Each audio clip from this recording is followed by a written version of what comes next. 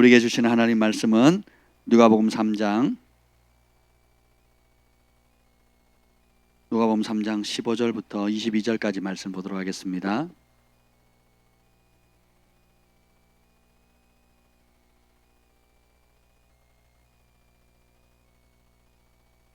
누가복음 3장 15절부터 22절까지 우리 한 절씩 교독하겠습니다.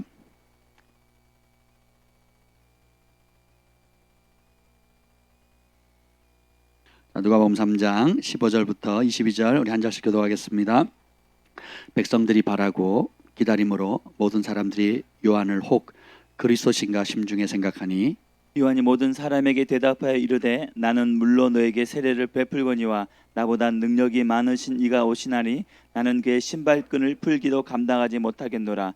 그는 성령과 불로 너에게 세례를 베푸실 것이요 손에 키를 들고 자기의 타작마당을 정하게 하사 알곡 모아 곡간에 들이고 죽정이는 꺼지지 않는 불에 태우시리라.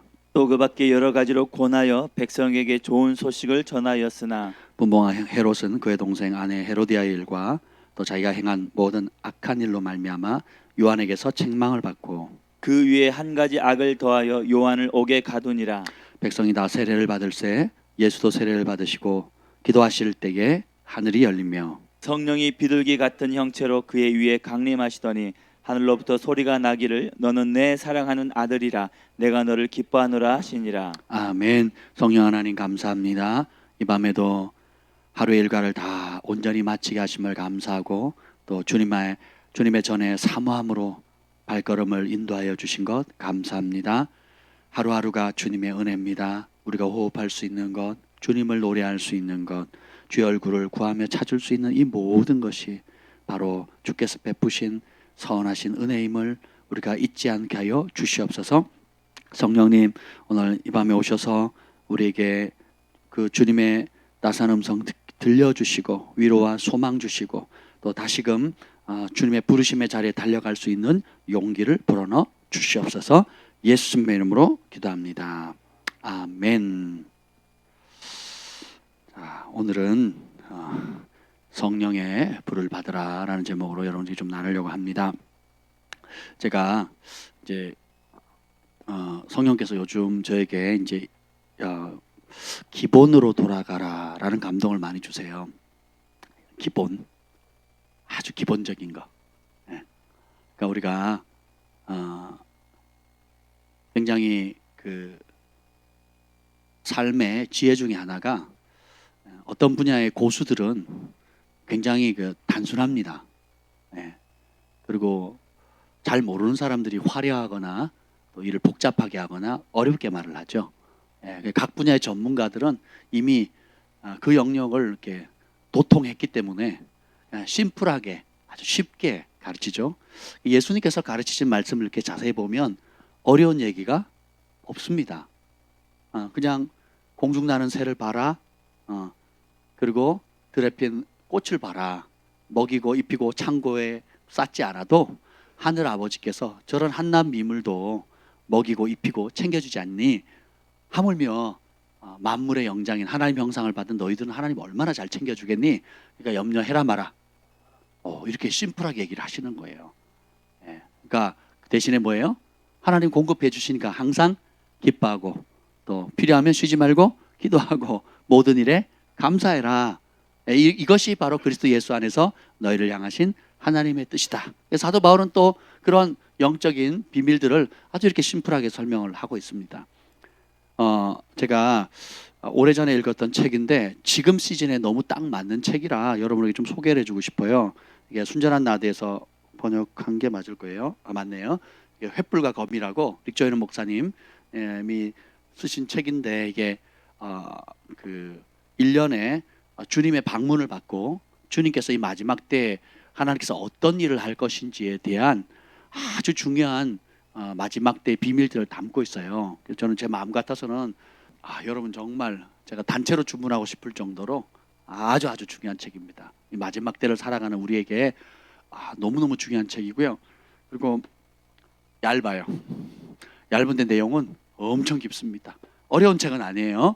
근데 굉장히 깊이 묵상할 수 있는 그런 내용들이 참 많습니다.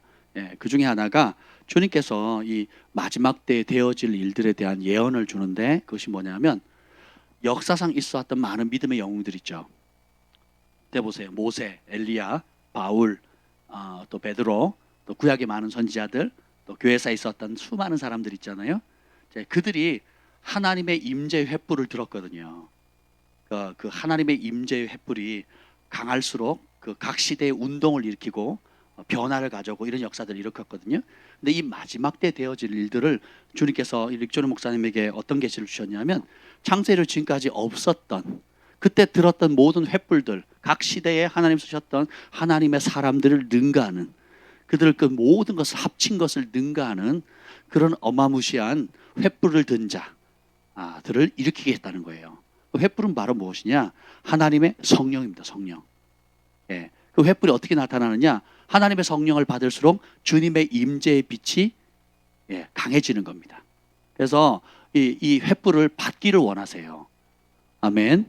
그래서 세례 요한이 오늘 본문에 보면 그 사람이 그리스도인가라고 백성들이 물으니까 아니다라고 얘기를 하면서 뭐예요? 나는 물로 세례를 준다.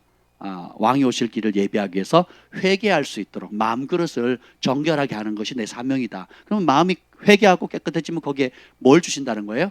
성령과 불로 세례를 준다는 거예요. 누가복음 12장에 보면 예수님께서 소원을 얘기하세요. 누가복음 12장 49절 한번 읽어보죠. 중요하니까 보도록 하겠습니다. 누가복음 12장 49절 읽기 전에 42절부터 읽겠습니다. 42절 누가복음 12장 42절 시작. 주께서 이르시되 죄 있고 진실한 청지기가 되어 주인에게 그 집 종들을 맡아 때를 따라 양식을 나누어 줄 자가 누구냐. 아멘. 여기 보면 정말 지혜로운 사람이 뭐냐? 우리가 선한 진실한 청지기가 되어서 주인에게 그 집 종들을 맡아서 때를 따라 양식을 나누어 줄 자가 누군가 찾고 계신다 그랬거든요. 그 말은 뭐냐면 삶의 시즌이 있어요. 울 때가 있고 웃어야 될 때가 있고 일해야 될 때가 쉴 때가 있잖아요. 그리고 한탄 뻗어날 때가 있고 아둘람 동굴에 잠잠히 무릎 꿇고 머리 숙이고 침묵하고 주님의 얼굴만 구해야 되는 시즌이 있잖아요.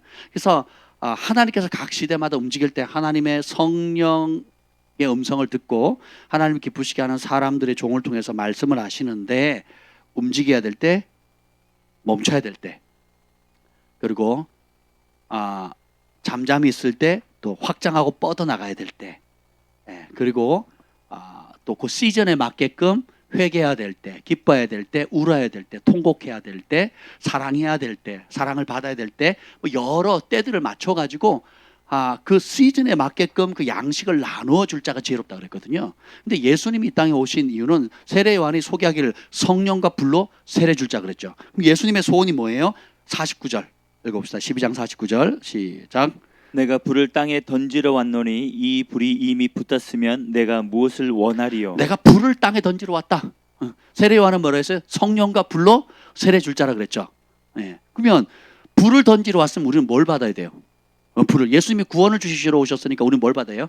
구원을 받아야 돼요. 세례 요한은 회개케 하도록 왔잖아요. 그럼 우리는 회개해야 되는 거예요. 근데 바리새인과 서기관들은 회개의 세례를 받아야 안 받아요? 안 받음으로 성경은 뭐라 그러니까 그들을 향한 하나님의 뜻을 스스로 저버렸다 그랬거든요. 세례 요한은 안 먹으니까 귀신 들렸다 그러고요. 예수님은 먹고 마시니까 뭐예요? 술주정뱅이라고 놀렸거든요. 이거 되세요? 세례 요한은 뭐하러 왔다고요? 회개하고 정결케 함으로 인해서 왕이 오실 길을 왕을 모실 마음의 그릇을 정결하게 하는 거잖아요. 그럼 그때는 뭐 해야 돼요? 회개해야 되겠죠. 정결하게 해야 되겠죠. 금식해야 되겠죠. 가슴을 쳐야 되겠죠. 그죠? 받아요, 안 받아요? 안 받습니다. 그러면 그걸 받은 사람들은 누구예요? 죄인이고 창기고 세리고 자타가 공인하는 나쁜 사람들이었단 말이죠. 그리고 세례 요한의 책망을 받아들인 사람. 그러니까 어떻게 해요? 세례 요한은 그 때에 맞게끔 전했고 양식을 나눠줬죠. 백성들은 그 양식을 누가 먹었어요? 배고픈 사람, 굶주린 사람, 갈망하는 사람들 먹었어요. 근데 배부른 바리새인과 서기관들 부족한 게 없어요. 왜냐하면 세례 요한의 가르침이 없어도 자기는 충분히 성경을 알아요. 그리고 세례 요한이 주는 혜택을 받지 않아도 자기는 이미 사회 지도층이에요. 오늘날 말하면 좋은 집, 좋은 차, 좋은 환경에 좋은 연봉을 가지고 그냥 사는 거예요. 백성들의 추앙을 받고 박사님, 교수님 소리를 들으면서 인정받는 자리에 있었기 때문에 그렇게 사람들 앞에 자기 죄를 고백하고 할 필요가 있어요, 없어요? 그리고 금식할 필요가 있어요, 없어요? 없는 거죠. 그런데 더럽고 병들고 버림받고 외롭고 그리고 내세울 것 없는 소망이 없는 사람들에게는 그들을 건져줄 그들의 삶의 그런 바꿀 수 없는 쳇바퀴, 죄와 가난과 고통의 질병의 그 쳇바퀴에서 끄집어낼 누군가가 필요했거든요. 근데 세례 요한이 나타나서 메시아가 온다, 우리의 구원자가 오신다, 우리의 왕이 오신다. 그래서 뭐 하라고요? 회개하라. 이거 받는 거예요. 그래서 세례 요한은 회개를 준비했습니다. 그리고 그 준비된 그릇에 그걸 받아들인 세리와 죄인들을 위해서 예수님 뭘 주신다고요? 성령과 불로 세례를 주신다는 거예요. 그럼 그때 뭘 받아야 또? 성령과 불을 받아야 되겠죠. 그래서 예수님 오늘 여기 뭐라고 얘기합니까? 내가 불을 땅에 던지러 왔다. 그럼 불을 던지러 왔으면 우리는 뭘 받아야 돼요? 불을 받아야 되는 거예요. 근데 그 바리새인과 서기관들, 대제사장들은 다른 불을 받죠. 열불. 예, 열불 나가지고 예수님을 죽이도록 미워하잖아요. 실제로 죽이죠. 그러니까 때를 따라 양식을 나눠줘도 받아야 안 받아요? 안 받죠. 그리고 때를 따라 양식을 나눠줘야 할 책임을 위임받은 사람이 누구예요, 사실은? 바리새인 서기관들 제사장들이잖아요. 근데 그 역할을 해요, 안 해요? 안 하죠. 오히려 그 역할을 하는 세례 요한을 시기하고, 그죠? 그리고 예수님을 죽이는 데 앞장서게 되는 거죠. 여러분들이 그래서 하나님 나라는 어린아이와 같이 받들지 않으면 결코 그것을 하나님께서 주신 아무리 좋은 것들일지라도 우리가 그것을 받아 누릴 수가 없는 겁니다. 그래서 심령이 가난한 자가 복이 있나니 천국이 저희 것이라 그랬어요. 그래서 우리가 기본으로 다시 돌아가야 돼요. 기본으로. 네, 그래서 불을 던지러 왔으니까 이 불을 받아야 되겠죠. 근데 이 불이 이미 붙었으면 내가 무엇을 원하리요? 불만 붙으면 주님의 소원이 있다 없다? 없다는 거예요. 그래서 봅시다. 50절 시작. 나는 받을 세례가 있으니 그것이 이루어지기까지 나의 답답함이 어떠하겠느냐. 내가 받을 세례 무슨 세례예요? 죽음의 세례죠. 죽음의 세례. 십자가잖아. 십자가. 세례가 뭡니까? 세례가 물속에 들어가는 거잖아요. 물속에 들어가면 어떻게 돼요? 죽어요. 그러니까 예수님 받는 세례는 뭐예요? 죽는 겁니다. 하늘의 미랄이 썩어져 죽는 거예요. 그래서 백성의 죄값을, 온 인류의 죄값을 다 치르면 하나님과 우리 사이에 막혔던 담, 성소 사이의 휘장이 찢어지면서 은혜의 보좌 앞에 바로 들어갈 수 있죠. 그러니까 보좌 앞에 있는 촛대가 뭡니까? 하나님의 일곱 영이죠. 요한계시록과 선지서에 보면 하나님의 보좌 앞에 있는 일곱 촛대가 있어요. 일곱 영이 있습니다. 그렇죠? 그래서 하나님과 하나님의 영과 예수 그리스도 이런 삼위일체잖아요. 다르게 표현됩니다. 각기 다르지만 그 세 분은 한 분이고 한 분이면서 세 분이에요. 신비해요. 이해할 수 있다 없다? 없습니다. 이해할 수 없어요. 우리는 그냥 그렇게 우리가 이해할 수 있는 최소한의 범위만큼 주님이 알려주신 만큼 이해를 하는데, 그래서 은혜의 보좌 앞에 나가면 받을 수 있는 게 뭐예요? 하나님의 일곱 영이에요. 두 자로 성령 하나님입니다. 근데 그분이 우리 가운데 무엇으로 임하세요? 불같이, 바람같이, 물같이 그렇게 임하는 거예요. 다양한 형태로 임하는데 주님께서 우리에게 소개하는 건 뭘 던진다고요? 불을 던지는 거예요. 예수님이 죽음의 세례, 십자가를 통해서 하나님과 우리 사이에 있는 막힌 담을 허심으로써 주신 최고의 선물은 구원이 아니에요. 뭡니까? 하나님 자신입니다. 뭐예요? 하나님의 영이에요. 마지막 때에 주님께서 전 세계를 휩쓸어 갈 그런 하나님의 성령의 횃불을 들 자를 일으키고 계신다는 거예요. 예전에 정 목사님이 기도받고, 그죠? 누가 기도했더라? 죄국 선교사님이, 그죠? 기도받고 쓰러져가지고 환상, 주님 어떻게 했죠? 제가 안 받아가지고. 근데 하여튼 우리 사역자들 불을 몇 개를 줬다 그랬죠. 정 목사님 하나, 또 한나 사모님 2개, 3개였나요? 하여튼 몇 개를 줬대요. 그러니까 하나, 둘, 셋, 넷이었나요? 아니면 하나 둘 셋 셋 하여튼 불을 줬대요. 그래서 왜 나는 하나밖에 안 주냐 그랬더니 주님 뭐라 그런 줄 아세요? 이 불을 소중히 간직해라. 이 불 하나만으로도 세상을 뭐 어떻게 한다고요? 그 소중한 걸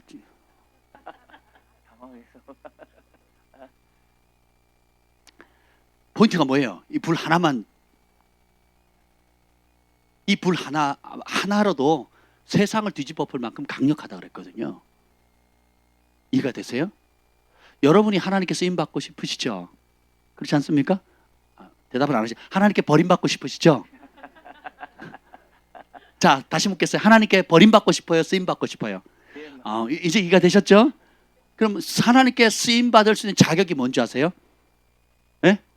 아니요, 자격 없는 거예요.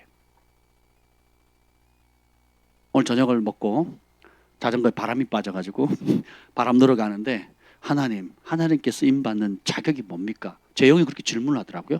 횡단보도를 건너가면서. 횡단보도를 건너가면서 제가 묻는 거, 하나님께 쓰임 받는 자격이 뭡니까? 역사상 위대하게 쓰임 받은 많은 사람들이 있는데 자격이 뭡니까? 라고 물었어요. 제 안에 그 성령께서 그런 감동을 주시는 거예요. 자격이 없는 게 자격이다. 한번 생각해 보세요. 자격이 없는 게 자격이심을 하나님 앞에 쓰임 받는 자격이라는 걸 믿으세요? 왜 그럴까요? 하나님은 자기의 영광을 그 어느 누구에도 조금 더 빼앗기지 않는 분이세요. 왜 죄인에게 찾아가셨습니까? 자격이 없다는 거 알거든요. 스스로 거기에 빠져나올 수 없다는 거 알죠? 간절히 원하지만, 질병에서 빠져나기를 간절히 원하지만 스스로 못 고쳐요. 죄의 중독에서 빠져나오기를 원하지만 스스로 힘으로 빠져나오지 못하는 거예요. 애굽에 종살이를 하고 있고 그 고통에서 빠져나오기를 원하지만, 민족적으로 원하지만 빠져나올 수 없는 거예요. 원하지만, 간절히 소원하지만, 할아버지도 소원했고 아버지도 소원했고 자식도 손주도 소원하지만 스스로 할 수 없는, 앞뒤가 꽉꽉 막혀 있는 사람. 그러니까 누가 외부에서 강제로 나보다 힘센 절대자가 끄집어내지 않으면 나올 수 없는 그런 사람들. 그런 사람 빼주면 자기가 했다고 얘기를 하겠어요? 못하겠어요? 못하죠.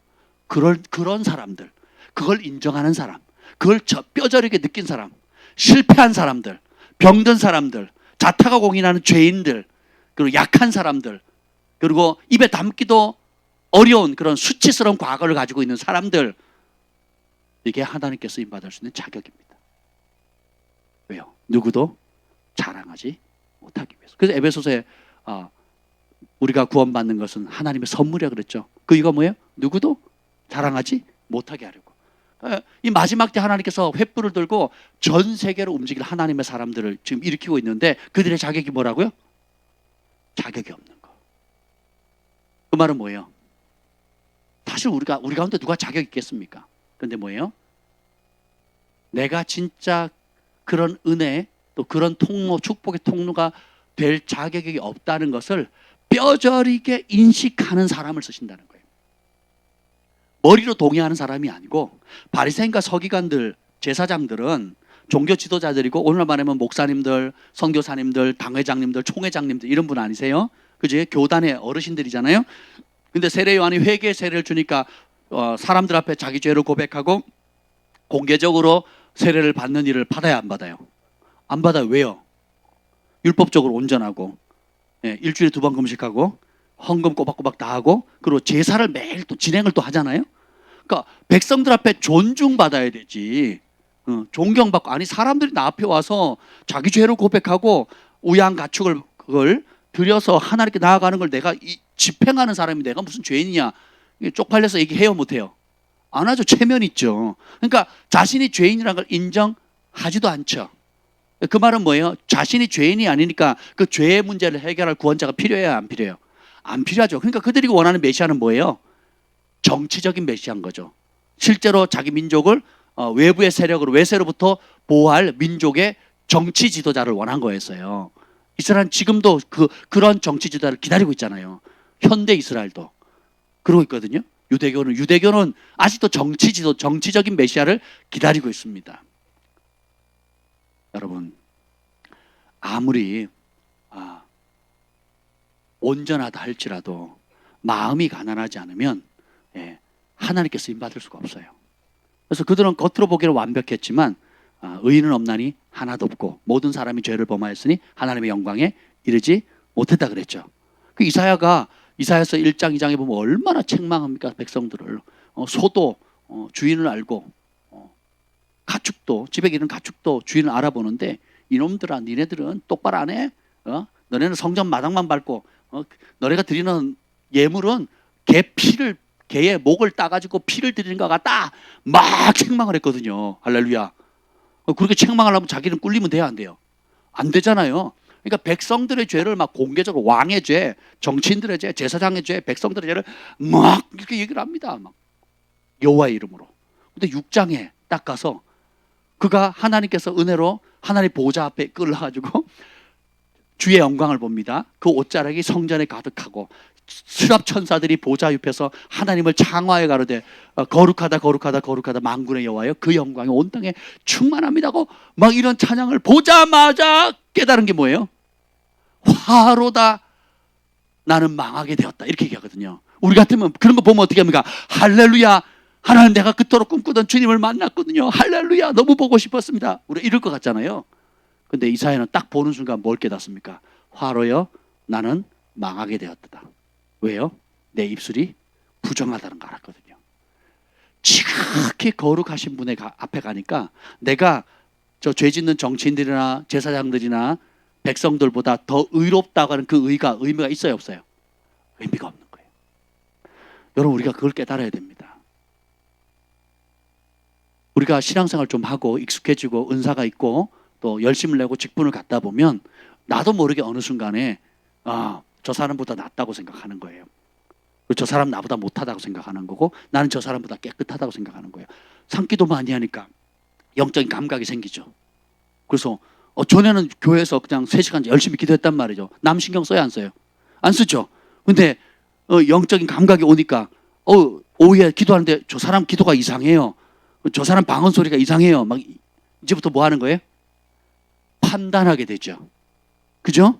그 전까지는 지금 남 판단을 여력이 어딨어. 내 발등에 불 끄기도 바쁜데 내 죄를 지금 하나님 앞에 해결 안 받기도 바쁘고 내 안에 분노와 내 안에 주께로부터 나오지 않은 이 더러운 것도 처리하기도 바쁜데 지금 남의 그 먼지 닦아줄 게 아니라 내 속에 있는 기름때 50년 묵은 찌든 그 때를 뺏기도 바쁜데 그랬다가 조금 열리니까 어떻게 돼요? 저 사람 방언 소리가 이상한 거예요. 저 사람 표정이 이상한 거예요. 저 사람 다른 영을 가지고 있는 것 같아. 그죠? 굉장히 좋아하시네요. 근데 이 과정을 다 겪거든요. 다 겪습니다. 근데 이것이 더 위치가 올라갈수록 영향이 커질수록 어떻게 해요? 이게 점점 있죠. 따라서 나는 아니야. 나는 괜찮아. 그래서 보이지 않는 교만함이 쫙 올라가는 겁니다. 우리가 그러잖아요. 은사가 강할수록 교만의 유혹도 커진다는 거. 재물이 없을 때, 돈이 없을 때는 그냥 뭐예요? 그 아이스크림 하나도 얼마나 감사합니까? 근데 좀 있으면 어떻게 돼요? 어지간한 식당 마음에 안 들어. 왜 웃으세요? 이 앞에 계신 분. 풀뿌리 음식 쓴 나물이고 먹은 맛있게 먹었는데 좀 배부르니까 어떻게 돼요? 이제 밥상이 반찬이 맛이 없는 거죠. 이렇게 되는 거예요. 이게 우리 인간의 본성이라는 거예요. 그래서 우리가 겸손의 겉옷을 가지고 입고 끝까지 날마다 갈망함과 사모함을 갖지 않으면 어느 순간이든지 우리는 교만할 수 있고 교만한 만큼 크게 무너지는 거예요. 아멘. 그래서 주님께서 쓰시는 사람들 우리가 요구하는 것이 뭐냐? 내가 자격 없음을 아는 거예요. 그럼 어떻게 돼요? 그걸 깨달은 만큼 그럼 내가 다른 사람의 죄를 이러니 저러니 할 여력이 있어요 없어요? 없어요. 지금 내 거 씻기도 바쁜데 그리고 남의 거 신경 쓸 여력이 있어요 없어요? 없는 거죠. 그러니까 주님이 세우지 않았는데 뭘 하려고 하거나 자기 자리를 떠나거나 그리고 하라는 건 안 하고 하지 말라는 거 하고 청개구리 짓을 하는 거죠. 그래서 우리가 주님께서 겸손한 자에게 은혜를 주신다 그랬잖아요.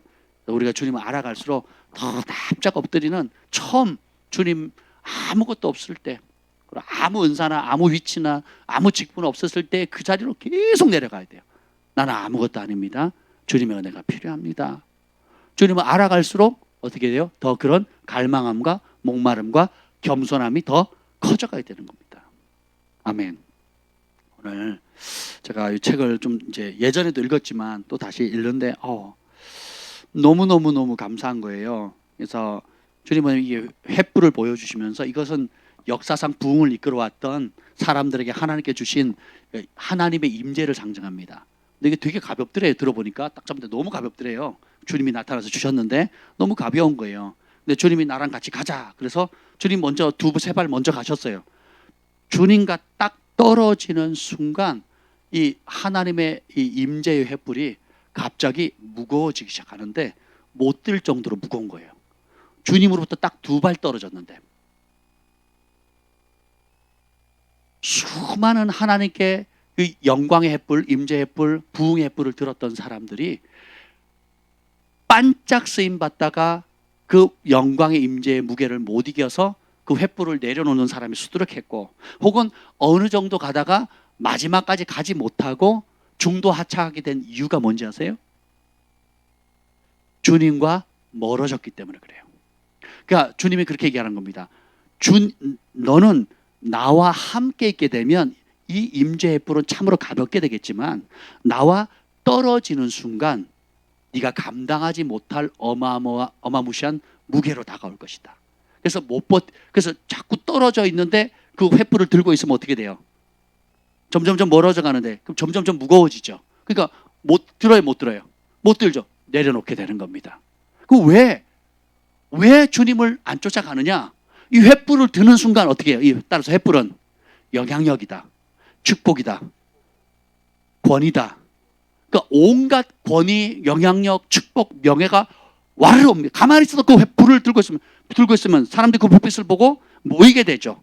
그러니까 지저스 무브먼트라든지 혹은 웨슬레의 부흥이라든지 찰스 피니의 부흥이라든지 또 성경의 역사 이후에 교회사에 있었던 수많은 부흥들이 있었잖아요. 웨일즈 부흥이라든지 아주사의 부흥이라든지 그 흑인이 복음을 들고 성령 받고 외치니까 막 전 세계 사람들이 모이잖아요. 웨일즈에도 부흥이 터지니까 전 세계 사람들이 모였거든요. 또 지금 90년대 후반에 인도에도 부흥이 터지니까 전 세계 사람들이 인도에서 비행기 타고 또 버스 타고 몇 시간 들어가서 걸어서 몇 시간 들어가는 조그마한 동네에 사람들이 막 다 모였거든요. 그래서 그 자리만 가면 치유가 일어나고 막 기적이 일어나니까. 근데 그 부흥이 오래 가요? 못 가요? 못 가는 이유가 뭔지 아세요? 이 횃불을 드니까 사람들이 모이니까 인기가 올라가고, 그리고 물질이 따라오고 명예가 따라오고 자기 위치가 딱 따라오니까, 원래는 이 횃불을 왜 들게 된 거예요? 누구 때문에? 누구를 만나서? 주님을 만났잖아요. 그 주님을 사랑하니까, 그 주께서 사명을 주셔서 주님과 함께 그거를 들어야지만 들 수가 있는데, 들고 있으니까 사람들이 모이니까 점점 바빠지죠. 주님과 함께 가는 시간보다 뭐 하는 시간이 많아져요? 사람들 대하는 시간. 그러면서 주님과 어제보다 오늘 더 시간을 적게 들고 더 가까이 하지 않게 되고, 그만큼 사람들, 그리고 거기서 주는 혜택들, 떨어지는 국물들, 그죠? 그래서 하나님 주시는 축복, 하나님 주시는 은택, 거기에, 그래서 하나님께서 릭조리 목사님에게 아주 경고를 하십니다. 이 임재 횃불이 아주 중요하지만, 성령의 불이 아주 중요하지만, 이 횃불 자체도 우상이 될 수 있다는 거예요. 이 하나님의 영광의 횃불도 우상이 될 수 있다는 거예요. 뭐 하면? 예수님과 동행하는 것을 멈추는 순간 우상이 된다는 겁니다. 이렇게 얘기합니다. 이 횃불을 들고 있는 사람에게 큰 영향권을 행사하게 합니다. 횃불을 들었다가 내려놓는 사람들, 횃불을 들었다가 내려놓는다는, 못 들고. 그 이유는 뭐냐? 주님의 임재보다 횃불의 영향권을 더 소중하게 여겼기 때문입니다.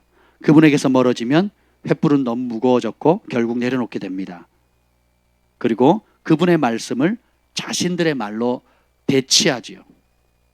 그래서 이것이 교리와 사람의 전통이 그분의 영향을 덮기 시작하는 것입니다. 지금까지 있었던 모든 운동에 일어난 일입니다. 당신이 다른 횃불 든 자들보다 더 잘할 수 있다고 생각하십니까? 이렇게 질문하는 거예요. 앞서 모든 횃불을 든 자들이 처음에 출발은 주님과 동행함으로 시작했는데 그 횃불 때문에 오는 축복, 횃불 때문에 오는 명예, 횃불 때문에 오는 재정, 횃불 때문에 오는 인기, 횃불 때문에 오는 많은 혜택들 때문에 누굴 놓쳐요? 횃불을 주신 주님과 동행하는 걸 놓치는 거예요. 그러니까 어떻게 해요? 점점 무거워지는 거죠. 그래서 주님의 임재는 없는데 말은 해야 되겠고, 그러니까 주님의 이름으로 누구 말하는 거예요? 내 말을 하는 거죠. 그리고 전에는 주님이 인도하시고 계획하시는 길을 쫓아갔는데 이제는 주님과 가까이 안 하니까 주님의 계획과 인도하심을 못 받죠. 이거 어떻게 돼요? 누구 생각대로? 내 생각, 누구 계획대로? 내 계획대로 하는 거예요. 그러니까 그럼 잘 돼요, 안 돼요? 안 되죠. 근데 사람의 기대치는 높고 이미 이름은 나 있고 영향력이 있으니까 그 무게 결국 못 이겨서 어떻게 해요? 압사되거나 포기하게 되는 거죠. 이것이 계속 악순환되어 왔다라는 거예요. 이 경고에 심각성이 느껴지십니까? 이거 우리 개인에게도 마찬가지라는 거예요. 하나님께서, 예수님께서 뭐라고 했냐면, 나는 인간을 창조할 때 모든 초자연적인 것을 행할 수 있는 능력, 자연계와 초자연적인 세계 가운데 우리의 극대치를 발휘할 수 있도록 만들었다는 거예요. 여기 보면 제가 좀 읽어드릴게요. 굉장히 의미가 있어요. 여기 보면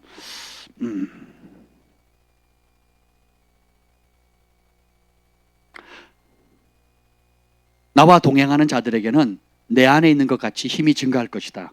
나는 모든 사람들에게 자연적인 힘과 초자연적인 힘이 성장할 수 있는 역량을 주었다.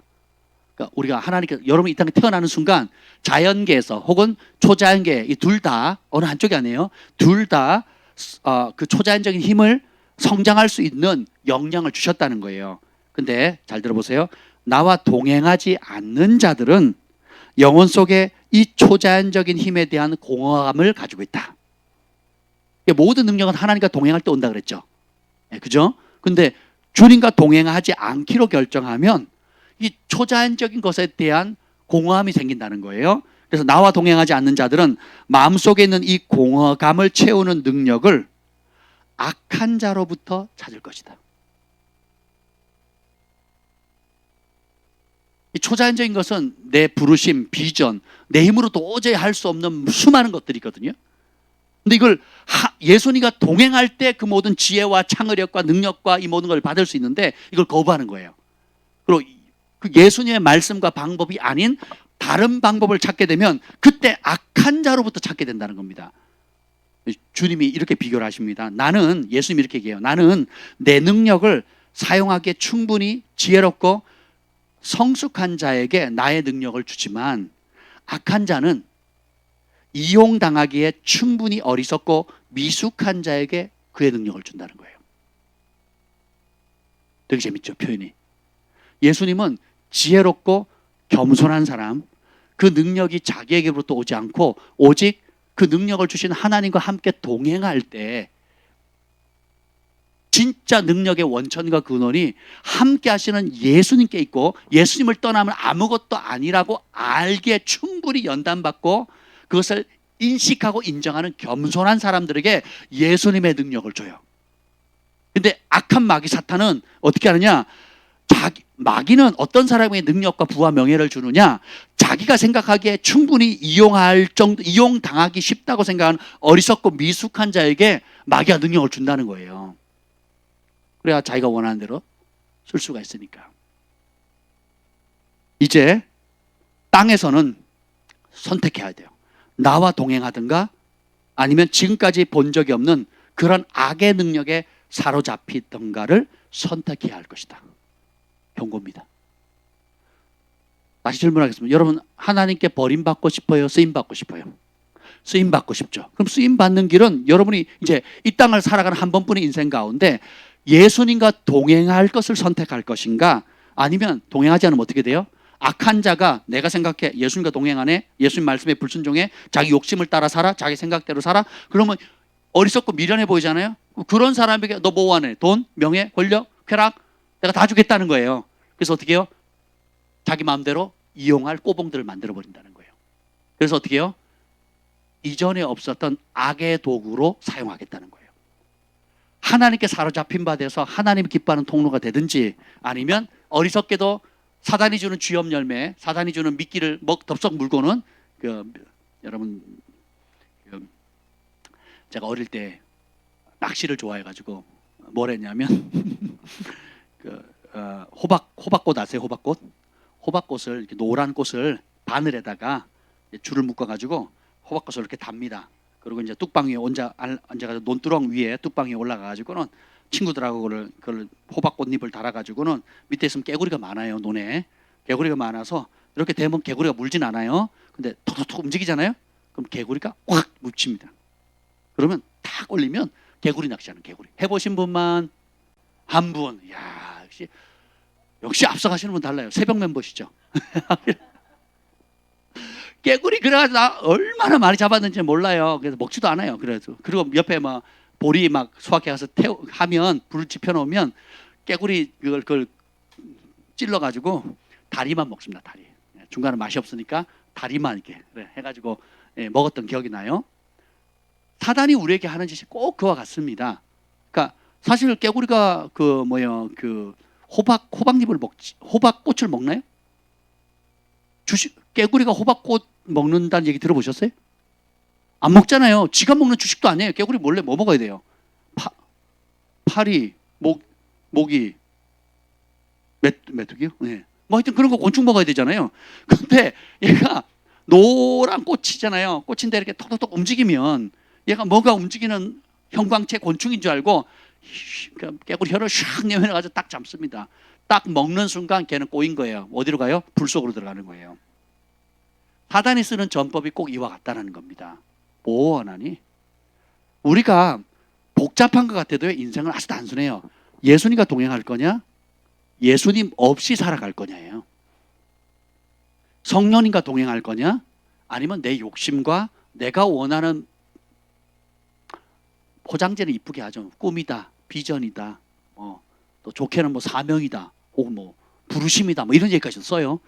하나님의 부르심하고 아무 상관이 없는 자기 꿈, 자기 욕심, 자기 야망을 그렇게 포장지를 씁니다. 비전 트립 해가 놀다 오잖아요. 교회에서 많은 선교팀이 비전 트립 해가지고 가서 놀다 오고요. 선교지 엉망으로 만들고 옵니다. 그래서 선교지 가가지고요. 거기 현지 사역들 어렵게 만들고 오거든요. 그런 팀들 많아요. 저희가 선교팀 여러 번 데려갔지만 가서 한 번이라도 놀고 온 적 있나요? 지난번 마지막 필리핀 갔을 때 하루 그 스노클링이 아니라 뭐라 그래요? 스쿠버 다이빙. 거기 다시 가고 싶어요. 선교행 역사상 처음으로 하루 스쿠버 다이빙 했습니다. 3만 원 내면 해준다. 한국에 3만 원이면 할 수 있어요? 하루 종일 하는 건데 얼마나 좋습니까? 그때 백영모 선교사님 해줘가지고 우리 사랑이도 했었잖아요. 그때 가가지고 좋더라. 우린 그렇게 해본 적이 없어요. 가면 똑같이 밥 먹고 똑같이 고생하고 뭐 되게 힘들거든요. 씻을 물도 없고 막 겨울에 가서 씻고 시원하다고 했더니 그 다음날 봤더니 꾸중물에 막 머리가 뻑뻑 막 무스 바른 것처럼 감고 나면 막 까치머리 되게끔 막 그런 곳을 다녀갔단 말이죠. 포장지는 막 비전 트립이다, 뭐 성지순례다 해놓고 놀고 오고, 뭐 가서 성지순례 가서 싸우고 오고요, 뭐 집에서 하던 버릇 그대로 해가지고 가서 막 패나 끼치고 오고, 사치 허례하고 막 이제 그러고 오는 거죠. 교회에서 하는 일이 그렇다고 교회에서 하는 일, 안 그런 교회도 많지만 정작 또 무슬림권에 가가지고 목숨 걸고 선교 사역하다 잡혀서 순교 당하거나 어려움 당하면 누가 핍박을 합니까? 교회가 핍박을 다른 교단들이 저렇게 극단적으로 무식하게 가가지고 복음을 전하다 조고생을 해서 다른 교회까지 다른 교단까지 욕 먹이냐고, 한국 교회 일반 사람들한테 욕을 먹이냐고 그런 비난을 누가 합니까? 교회가 하잖아요. 지금도 그러거든요. 지금도 비정상적인 것을 정상이라 그러고 정상적으로 정말 우리가 못하는 걸 그렇게 하는, 예를 들면 인터콕 같은 경우 무슬림 선교를 어떻게 일반 교회가 합니까? 그렇죠. 인터콕은 기본적으로 목숨 걸었잖아요. 순교 각오하고 하는 거잖아요. 그럼 교회가 지지해줘야 되죠. 지원해줘야 되죠. 중보해줘야 되죠. 격려해줘야죠. 혹시 그런 사건이 터지거나 법적인 어려움 당하거나 그러면 온 교회와 교단이 도와줘야 되지 않겠습니까? 그죠. 그게 정상이잖아요. 근데 선을 닦아버려. 우리는 저들과 같이 격단적이지 않아. 이렇게 해버리는 거예요. 결국은 우리가 대가를 지불해야 되는 겁니다. 정신 바짝 차리셔야 되는 거예요. 선택하셔야 돼요. 그러니까 사단이 주는 미끼 덥석 물고, 그것이 예수님과 동행하든 말든 상관이 없어요. 일단 내가 필요한 걸 얻을 수 있으면, 필요한 돈, 필요한 명예, 필요한 계획대로 그대로 이루어지면 나는 그냥 그 길 가겠다는 거죠. 마지막 때 그런 사람을 통해서 마귀는 전에 없었던 악으로 우리를 치닫게 만드는. 그러니까 이사야 60장에 보면 일어나라 빛을 발하라 이는 여호와의 영광이 내게 임하였습니다. 보라 어둠이 온 땅을 덮을 것인데 칠흑 같은 깜깜함이 세상을 덮을 거라 그랬죠. 전무후무한 어둠이 세상을 덮어요. 지금 법을 만드는 거 보세요. 얼마나 지금 뭐 미국에서 무슨 미스 코리아가 아니라 미스 유니버스예요? 미스 유니버스 제가 읽지는 안 했어요. 그 타이틀만 봤어요. 미스 유니버스 하여튼 뭐 미인대회가 나서 여자 미인대면 남자가 하는 거예요, 여자가 하는 거예요. 여자가 미인대 1등을 누가 한 줄 아세요? 트랜스젠더가 된 거예요. 트랜스젠더가. 그리고 여자 육상 경기에 1등을 누가 해요? 성전환 수술한 사람들. 아니 태어날 때 남자로 태어났어요. 근데 자기는 여자래. 그래서 성전환 수술을 하고 여자 달리기 대회에서 1등을 해서 금메달 따고 좋아합니다. 코미디 아니에요? 그게 말하는 차별금지법이고 인권조례안이 그거예요. 소수의 피해자를 위해서 보호한다는 명목을 어떻게 해요? 정상적인 다수를 다 엉망으로 만드는 거예요. 축구 선수도 이제는 뭐예요? 여자 축구 대표에 누가 뽑혀요? 성전환은 원래 남자로 태어났는데 성전환 수술을 받고 자기가 여자다 그러고 아이고 진짜 이런 세상이 됐다니까요. 캐나다, 미국 다 그래요. 유럽도 그러고. 아니 우리가 핍박한 적 있어요? 그런 분들? 차별한 적 있어요? 그러니까 이게 뭐예요? 유엔부터 시작해가지고 전 세계 단체들이 매스컴과 정치권을 동원해가지고 지금 그렇게 만들어가는 소돔과 고모라 더 악한 거죠. 근데 이런 악한 것들이 이제 그러면 가정도 파괴하죠. 그리고 온갖 윤리의식과 그리고 하여튼 말로 할 수 없는 걷잡을 수 없는 그런 문제를 일으키는 거예요. 자기가 원하는 것들을 얻기 위해서라면. 그래서 심플해요. 복잡한 것 같아도 하나님의 말씀이 정한 법, 하나님의 진리인 이 성경 말씀 법대로 예수님과 동행하는 삶을 살 거냐, 아니면 예수님의 말씀만 버리고 그냥 각자 알아서 존중해 주면서 서로의 다양성을 존중하면서 지 마음대로 살게 해주자. 이게 자유래요. 이게 민주주의래요. 이게 더 심해질 겁니다. 이것이 정치와 결탁하고 그 다음에 경제와 결탁을 합니다. 그래가지고 어떻게 돼요? 정치와 경제 그리고 혼합주의의 성향을 가지고 있는 종교까지 정치, 경제, 종교가 합쳐져 가지고 진짜 예수님 외에는 다른 길이 없다. 예수님만이 구원의 길이다라고 하나님의 말씀 66권 하나님의 말씀을 믿고 거기에 목숨 거는 사람들을 핍박하는, 그리고 죽이고 그 다음에 빼앗고 하는 그런 일들이 벌써 일어나고 있고 앞으로 그것이 점점점 심해질 겁니다. 더 놀라운 건 뭐냐면 이런 모든 어둠과 악을 상쇄하고도 남을 정도의 빛을 우리 믿는 사람, 진실한 하나님을 경외하는 사람들에게 부어주신다는 거예요. 그래서 마지막 시대는 빛과 어둠의 영적 전쟁이 아주 치열해진다는 겁니다. 그래서 색깔을 분명히 하셔야 돼요. 갈수록 여러분 색깔을 분명히 하셔야 돼요. 주님께서 색깔을, 주님을 위해서 고난받고 내가 예수 믿는 걸 부끄러워하지 않고 주님의 길을 가게 되면 정말 이 기근의 때에 요셉의 은총을 얻고, 그리고 가뭄의 때에 이삭이 100배의 소출을 얻는 그런 기적이 일어나게 되고요. 그리고 적절히 미지근하게 가거나 아니면 다른 세상 사람과 섞여 사는 짬뽕, 혼합주의로 가게 되잖아요. 퇴하고 내침을 당하게 됩니다. 여러분들이 다니엘의 세 친구처럼 다니엘처럼 여러분의 삶의 위치에서 예수님의 증인으로서 분명한 색깔과 결단하셔야 돼요. 성도란 뜻이 뭐예요? 성도란 뜻이, 세인트란 뜻이 뭐예요? 거룩한 자란 뜻이잖아요. 그러니까 성도의 원래 뜻이 뭐냐면 셋어파트, 구별됐다는 뜻이에요. 그러니까 예수 믿는 사람과 안 믿는 사람이 구별됐다, 이런 뜻이거든요. 성령을 받았기 때문에 세상의 영을 받은 사람과 구별됐다. 그러니까 다르게 생각하고 다르게 말하고 다르게 행동한다는 거예요. 인생의 목적도 달라요. 돈 쓰는 것도 달라요. 시간 쓰는 것도 달라요. 사업 운영하는 방식도 달라요. 자녀들 양육하고 공부시키는 방법도 틀려요. 인생에 어떻게 노후를 준비할지도 달라요. 어떻게 살지, 어떻게 죽는 방법도 달라요. 다 달라야 돼요. 이게 성도입니다. 성도의 뜻이 구별됐다는 뜻이거든요. 근데 세상은 뭐예요? 대세를 쫓아가거든요. YTN, 연합, JTBC, 온갖 그런 뉴스가 말하는 거, 그 매스컴이 떠드는 거, 그다음에 BTS, 방탄소년단부터 시작해가지고 우리 주원이가 처음 저희 교회 왔을 때는 아주 화장을 예뻐하게 왔어요. 그 다이아몬드에다가 이제 루즈를 발라가지고 온 거예요. 자기는 이쁘다고. 근데 지금은 안 하잖아요. 왜요? 속 사람이 건강해졌거든요. 예수님 안에서 정체성을 갖게 되니까 내가 내 존재 자체로 다이아몬드인데 다이아몬드에다 빨주노초 파란보 칠하면 어떻게 돼요? 다이아몬드 가치가 올라가요, 떨어져요? 예. 추해지는 거죠. 그렇지 않습니까? 그러니까 세상의 문화들은 그 또래의 문화들이 있어요. 소망의 온유도요, 학교 가면 그 또래 문화가 있습니다. 우리 사랑이도 가면 또 중학생들이 또 뭐 이렇게 중학생들이 좋아하는 핸드폰, 중학생들이 좋아하는 음악, 또 연예인 있죠? 그 고등학교 가면 또 달리고요. 그 다음에 청년이 되면 또 달라요. 결혼하면 또 애 놓으면 또 어떻게 됩니까? 또 자식들. 그럼 또 중년이 되면 또 노년이 되면 죽는 날까지 세상의 문화 속에서 떠내려가든지 흘러 떠내려가든지 아니면 나는 저들과 달라. 나는 인생의 목적이 분명해. 나를 향한 하나님의 선명한 뜻을 알고 있어. 그래서 나는 다르게 말해, 다르게 생각해, 다르게 행동해, 다르게 시간을 계획해. 이 땅은 나그네야. 나는 외국인이야. 영어로는 에일리언이라고 나와요. 에일리언. 네. 다른 행성에서 온 거예요. 본향에서 파송을 받았다고요. 그리고 어떻게 해요? 사명 다음에 어떻게 해요? 본향으로 돌아가요. 그러니까 이 땅이 고향이 아니고 영원한 고향인 내 아버지 집으로 돌아갈 걸 아는 거예요. 그래서 아버지를 맞이할 준비를 하는 겁니다. 아버지 앞에 돌아가서 칭찬받을 걸 준비하는 게 인생의 목적이에요. 아멘?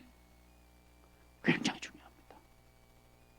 그런 자에게 주님께서 하나님의 횃불을 맡기신다는 겁니다. 주님께서 이제는 우리에게 선택하라는 요청을 하세요. 근데 하나님께서 여러분에게 은사와 능력을 주실 건데 영적으로 보면 고린도전서 후서에도 보면 그리고 히브리서에도 이렇게 나옵니다. 뭐라고 나오냐면 영적으로 젖 먹는 사람이 있고 그다음에 단단한 음식을 먹는 사람이 있다 그래요. 젖 먹는 자는 뭐냐? 애기잖아요. 애기. 지금 에셀이랑 에브라임 있죠? 에브라임 지금 아무것도 모르죠. 오늘도 교회 앞에서 만나는데 자고 있더라고요. 유모차에 실려가지고 자고 있어요. 눈 뜨면 밥 달라 그러고 젖 달라 그러고 그 배부르면 웃고 그리고 배부르면 싸고 안 치워주면 또 울고 또 치워주면 어떻게 해요? 밥 달라 그러고 그죠? 그리고 항상 관심이 어디에 있어요? 엄마 아빠가 누구한테 있어야 되는 거예요? 그러니까 모든 세상의 중심은 누구예요? 나예요. 그러니까 고린도 교회가 어떤 교회냐? 굉장히 상업이 번창했고 그러니까 무역 도시였기 때문에 굉장히 부유한 도시였어요. 그러니까 돈이 많은 부자 도시였다고요. 그러니까 거기에 그런 세상의 모든 부와 명예와 또 쾌락과 향락을 누릴 수 있는 아주 소돔과 고모라 같은 도시였죠. 근데 바울이 거기에 복음을 전하고 성령의 초자연적인 역사가 일어나니까 이 사람들이 어떻게 해요? 그걸 버리고 예수를 믿게 됩니다. 그리고 어떻게 해요? 고린도전서 1장에 보면 그들의 소원이 뭐냐? 다시 오실 예수님을 맞이할 준비하는 걸로 인생이 바뀌어요. 근데 생각하는 만큼 빨리 안 오시거든요. 그러니까 복음을 받았는지 몇 년 되지도 않아서 다시 현실은 뭘 살아야 돼요? 문 밖을 나가면 누가 있어요? 어제 같이 흥청망청 술 마셨던 술 친구가 있고 어제 같이 세상에서 온갖 못된 짓을 했던 주변 사람들 그리고 지금도 집 밖에 문만 열고 나가면 어떻게 돼요? 학교, 공공기관, 시장, 뭐 도서관, 또 문화, 음악 누리는 모든 것이 하나님을 경외하는 문화에 하나님을 대적하는 거예요. 거룩한 문화에 죄 짓는 문화예요. 그러니까 그걸 보니까 어떻게 돼요? 마음이 뺏겨버리죠. 그래서 어떻게 되나 영적인 은사는 되게 많이 받았어요. 고린도전서 12장, 13장, 14장에 보면 모든 은사들 9가지 은사를 다 열거하죠. 그래서 그 고린도 교회는 어떤 싸움 생겼냐? 예언이 좋은 거야, 방언이 좋은 거야. 그랬더니 누가 더 좋대요? 방언이 더 좋대요. 왜요? 못 알아듣거든. 못 알아들으니까 예언은 알아듣잖아요. 방언은 못 알아듣거든요. 심지어 천사의 말을 하는 사람도 있어요. 그러니까 천사가 하는 얘기를 듣고 그 천사가 하는 언어를 구사하는 사람들까지 있었다니까요. 대단하지 않습니까? 대단해요. 난 대단하게 느껴지는데. 그러니까 여러분 이걸 아셔야 돼요. 신령한 은사를 가지고 있는 사람이 신령한 사람이 아니에요. 그러니까 신령한 은사를 받은 사람이 받았다고 해서 신령한 사람이 되는 게 아니에요. 이걸 명확히 하셔야 돼요. 근데 우리는 안 그러죠. 이 사람이 예언을 너무 잘하거나 손만 대면 병이 막 따박따박 낫거나 지식의 말씀으로 막 비밀을 알거나 또 무슨 잘 가르치거나 아니면 뭐 입신을 하거나 뭐 영적인 체험을 많이 하면 그 사람은 뭐예요? 신령한 사람이다, 영적인 사람, 이렇게 얘기를 하잖아요. 저도 그렇게 생각했었어요. 근데 말씀을 자세히 보니까 성경은 신령하다는 것을 은사로 말하지 않습니다. 바울이 뭐라고 책망하냐면 너희가 마땅히 신령한 사람이 되어야 되는데 그리스도 안에서 단단한 음식을 먹는 장성한 사람이 되는데 젖 먹는 애기다. 그래서 내가 깊은 얘기 못한다. 고린도전서 2장 3장 얘기를 하거든요.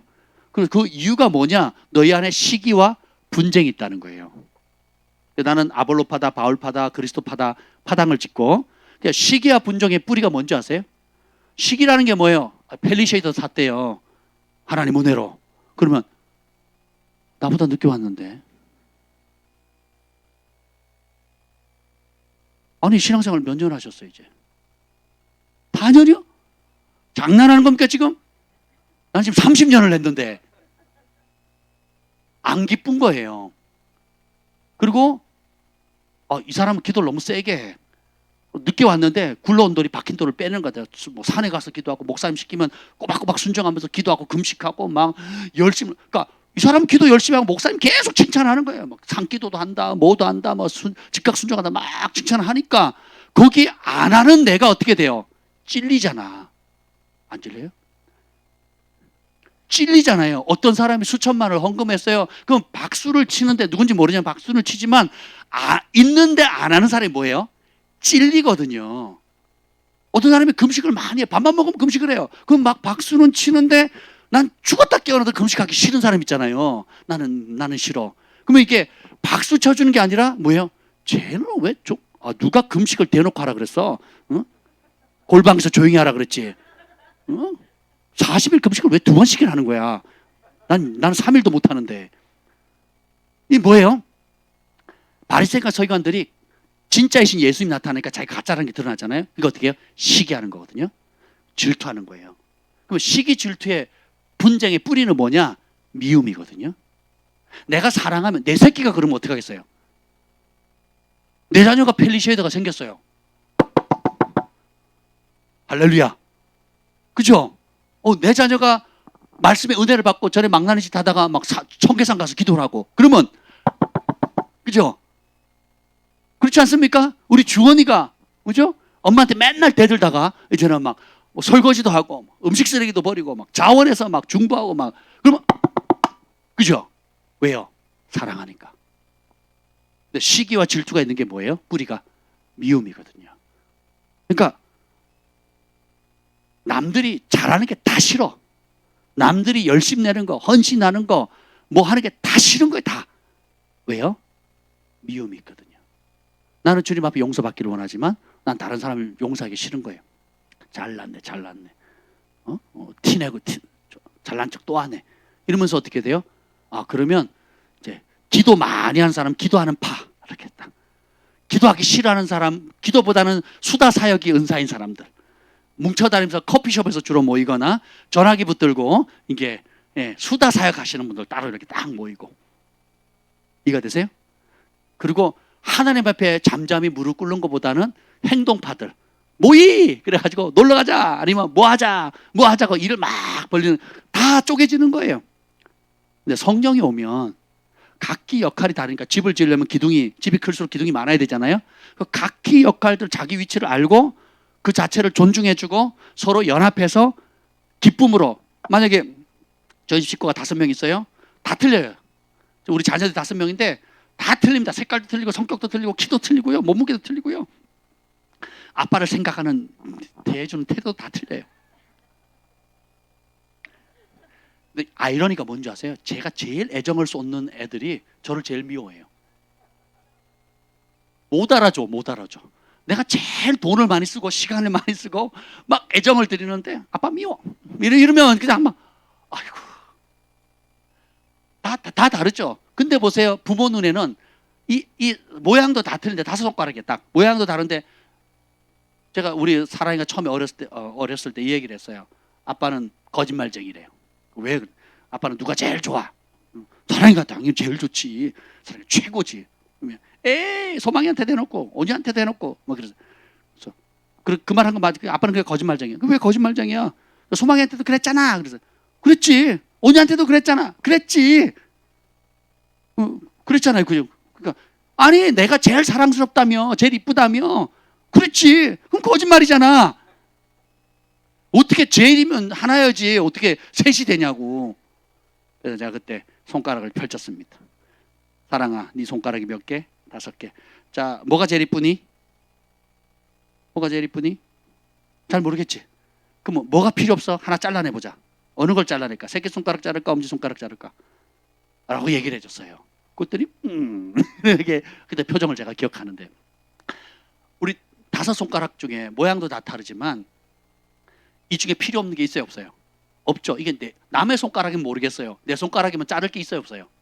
하나도 없는 거예요. 다 뭐라고 하는 거예요?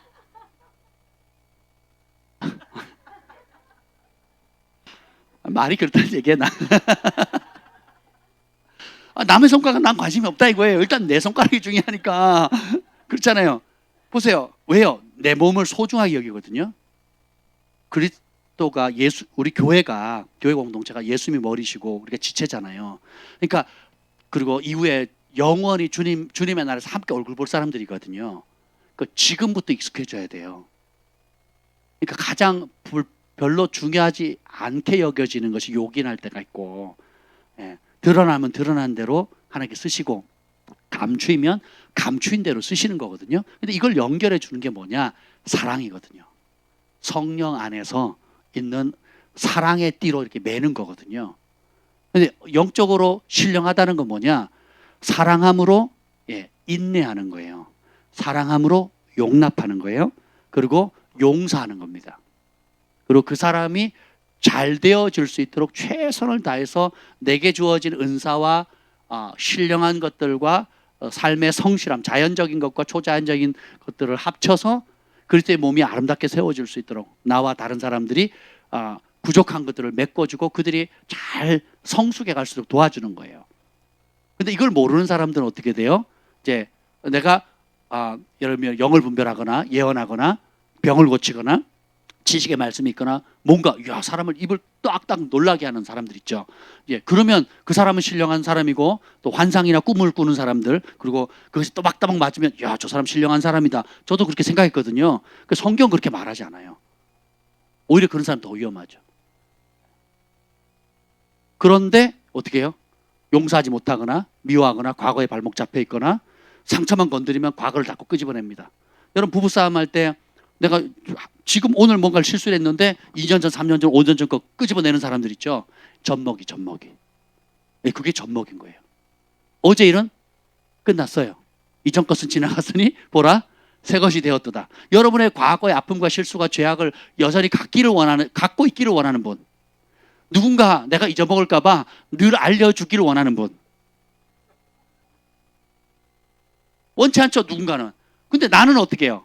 이 아내가 뭘 잘못하면 어떻게 돼요? 이제 작년, 재작년, 그리고 결혼 전까지 막 다 끄집어냈잖아요. 그것도 모자라면 장모님이 어떻고 장인이 어떻고 다 끄집어내는 거죠. 그리고 어떻게 해요? 내 말이 옳다는 걸 강화시킬 수 있는 온갖 사건들을 끄집어내가지고 융단폭격을 팍 가는 거죠. 그럼 그걸 맞고 가만히 있겠습니까? 아내는? 당신은 해가지고 결혼 전부터 시작해가지고 시아버지가 어떻고 시어머니가 어떻고부터 시작해가지고 몽창 끄집어가지고 융단폭격을 빵 터지죠. 그럼 남자들은 이제 말이 꼬이기 시작하고, 그럼 어떻게 돼요?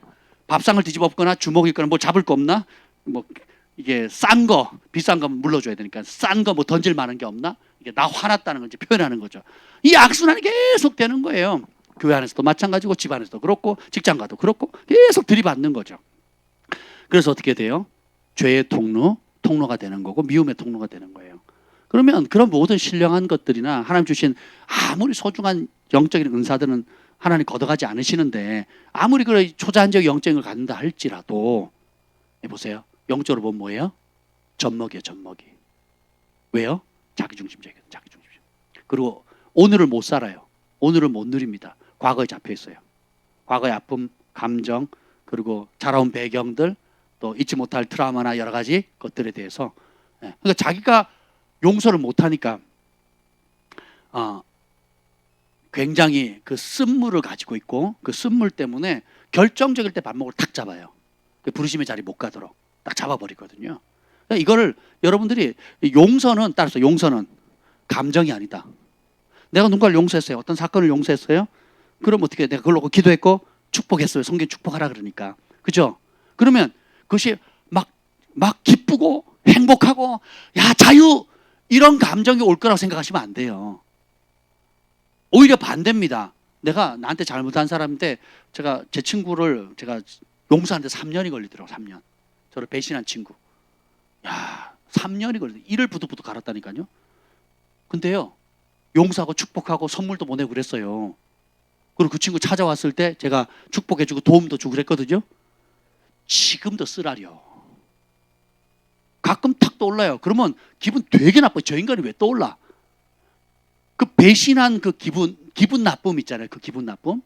우리 청년도 저한테 완전히 저를 속인 거예요. 속이고 양육을 했는데 제 앞에서 제가 직접 물어봤거든요. 여러 차례 이렇게 물어봤는데 아니 뭐 다 대답을 했단 말이에요. 행동은 완전히 반대로 한 거예요. 그리고 양쪽에서 중간에서 가지고 이간질한 거예요.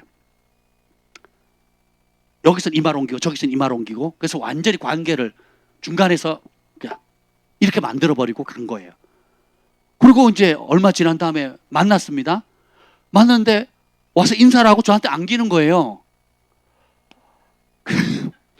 나는 안아줄 마음이 없거든. 나는 진짜 아무리 목사지만 안아주고 싶은 마음이 없어요. 그냥 입 꽉 다물어 이러고 싶은데 웃으면서 90도 인사하면서 와서 목사님 반갑다 안기는데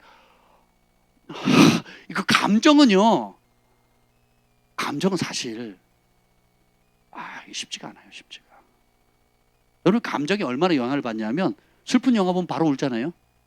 그죠? 그 분노의 질주하면 보고 나면 뭐가 생기겠어요? 분노가 생기겠죠. 그렇죠? 감정이 그와 같다는 거예요. 그래서 우리가 여기에 속는 거예요. 내가 분명히 용서했는데 그리고 하나님께 기도했고 그리고 중보하고 축복하고 하나님께 올려드렸단 말이죠. 근데 사단이 그거는 진리 안에서 내가 마땅히 한 것이 정리가 된 거예요. 주님 앞에 올려드렸고 용서했고 축복했어요. 그죠? 그럼 끝난 거예요. 그러면 이제 더 이상 묶일 필요가 있어요, 없어요? 없어요. 근데 사단이 어떻게 돼요? 감정을 통해 가지고 또 어떤 그 비슷한 사건이나 상황을 통해 가지고 어떻게 해요? 그 이전에 했던 걸 다시 오죠. 그럼 그때 있는 그 감정이 느껴지잖아요. 상한 아픔 감정들이 느껴지죠. 이제 그러면 그걸 예수 이름으로 끝났다고 쳐내면 아무 문제가 안 되는데 그걸 받아들이는 순간 어떻게 돼요? 다시 과거로 묶여버려요. 그리고 그와 관련되어 있는 여러 사건, 사람, 상황들 있죠. 그리고 그에 연결되어 있는 여러 것들이 고구마 줄기 따로 같이 붙어옵니다. 그래서 이게 막 몇 번 반복되잖아요. 그리고 용서하고 또 감정이 오면 또 끌어당겼다가 또 용서하고 이렇게 한 서너 번 해보죠. 그러면 안 되네 이렇게 되는 거예요. 안 되네. 그래서 어떻게 해요? 자기 인격이 돼버립니다. 인격이 돼버려요. 생명의 성령의 법이 오면 죄와 사방의 법에서 우리를 건질 뿐만 아니라 과거의 모든 수치와 정죄, 그리스도 예수 안에서는 결코 정죄함이 있다 없다? 없어야 되거든요. 근데 어떻게 해요? 내가 그런 용서를 확신이 없으니까 어떻게 해요? 정죄감 있죠. 그러니까 다른 사람도 확실히 용서해줘요, 안 해줘요? 안 해줘요. 그리고 다른 사람은 용서했다고 선포하지만 감정이 오면 어떻게 해요? 얼마든지 또 정죄할 수 있는 거예요. 그리고 사람들이 짓는 죄가 다 거기서 거기예요. 사람이 할 수 있는 게 생각하는 거, 행동하는 게 다 거기서 거기이기 때문에 뭐 약간의 차이가 있을지 몰라도 까발르고 보면 다 거기서 거기거든요. 그러니까 바운더리가 서너 가지 안에 다 들어가 있어요. 서너 가지 안에 다 들어가 있거든요. 이제 그게 대상이 어떠냐, 언제 겪었느냐, 얼마나 깊이 겪었냐면 다르지. 까발라놓고 다 해보면 다 거기서 거기에 다 거기서 거기 뿌리는 가정이고요. 미움이 원인이고요. 그리고 그 외에 모든 파생되는 그걸로 인해서 여러 가지 문제가 생기는 거지.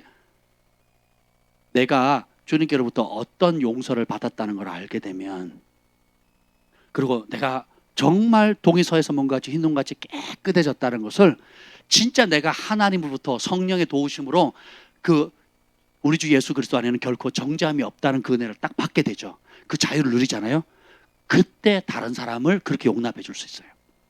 나 같은 죄인을 용서해 주셨구나, 깨끗하게 해주셨구나, 흰 눈보다 더 그 그리스도의 보혈로 정결하게 해줬구나 라는 걸 알게 되면 다른 사람을 용서하게 된다는 거예요. 근데 은사는 받았어요.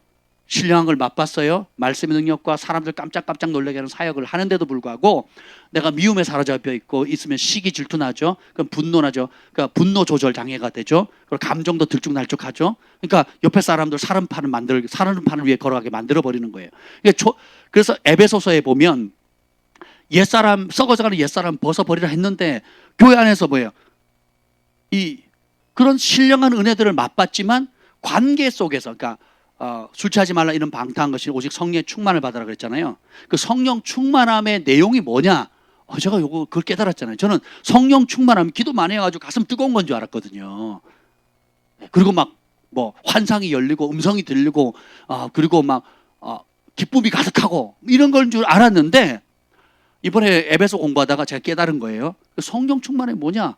그때 그 밑에 술 취하지 말라 이런 방탕한 것이니 오직 성령의 충만을 받으라고 그 다음 밑에 쭉 나오는 내용이 뭔지 아세요? 에베소서 5장 이후에 6장에 나오는 내용이가 남편들아 아내들에게, 아내들아 남편들에게, 상전들아 종에게, 종들아 상전들에게, 아비들아 자녀들에게, 자녀들아 아비들에게.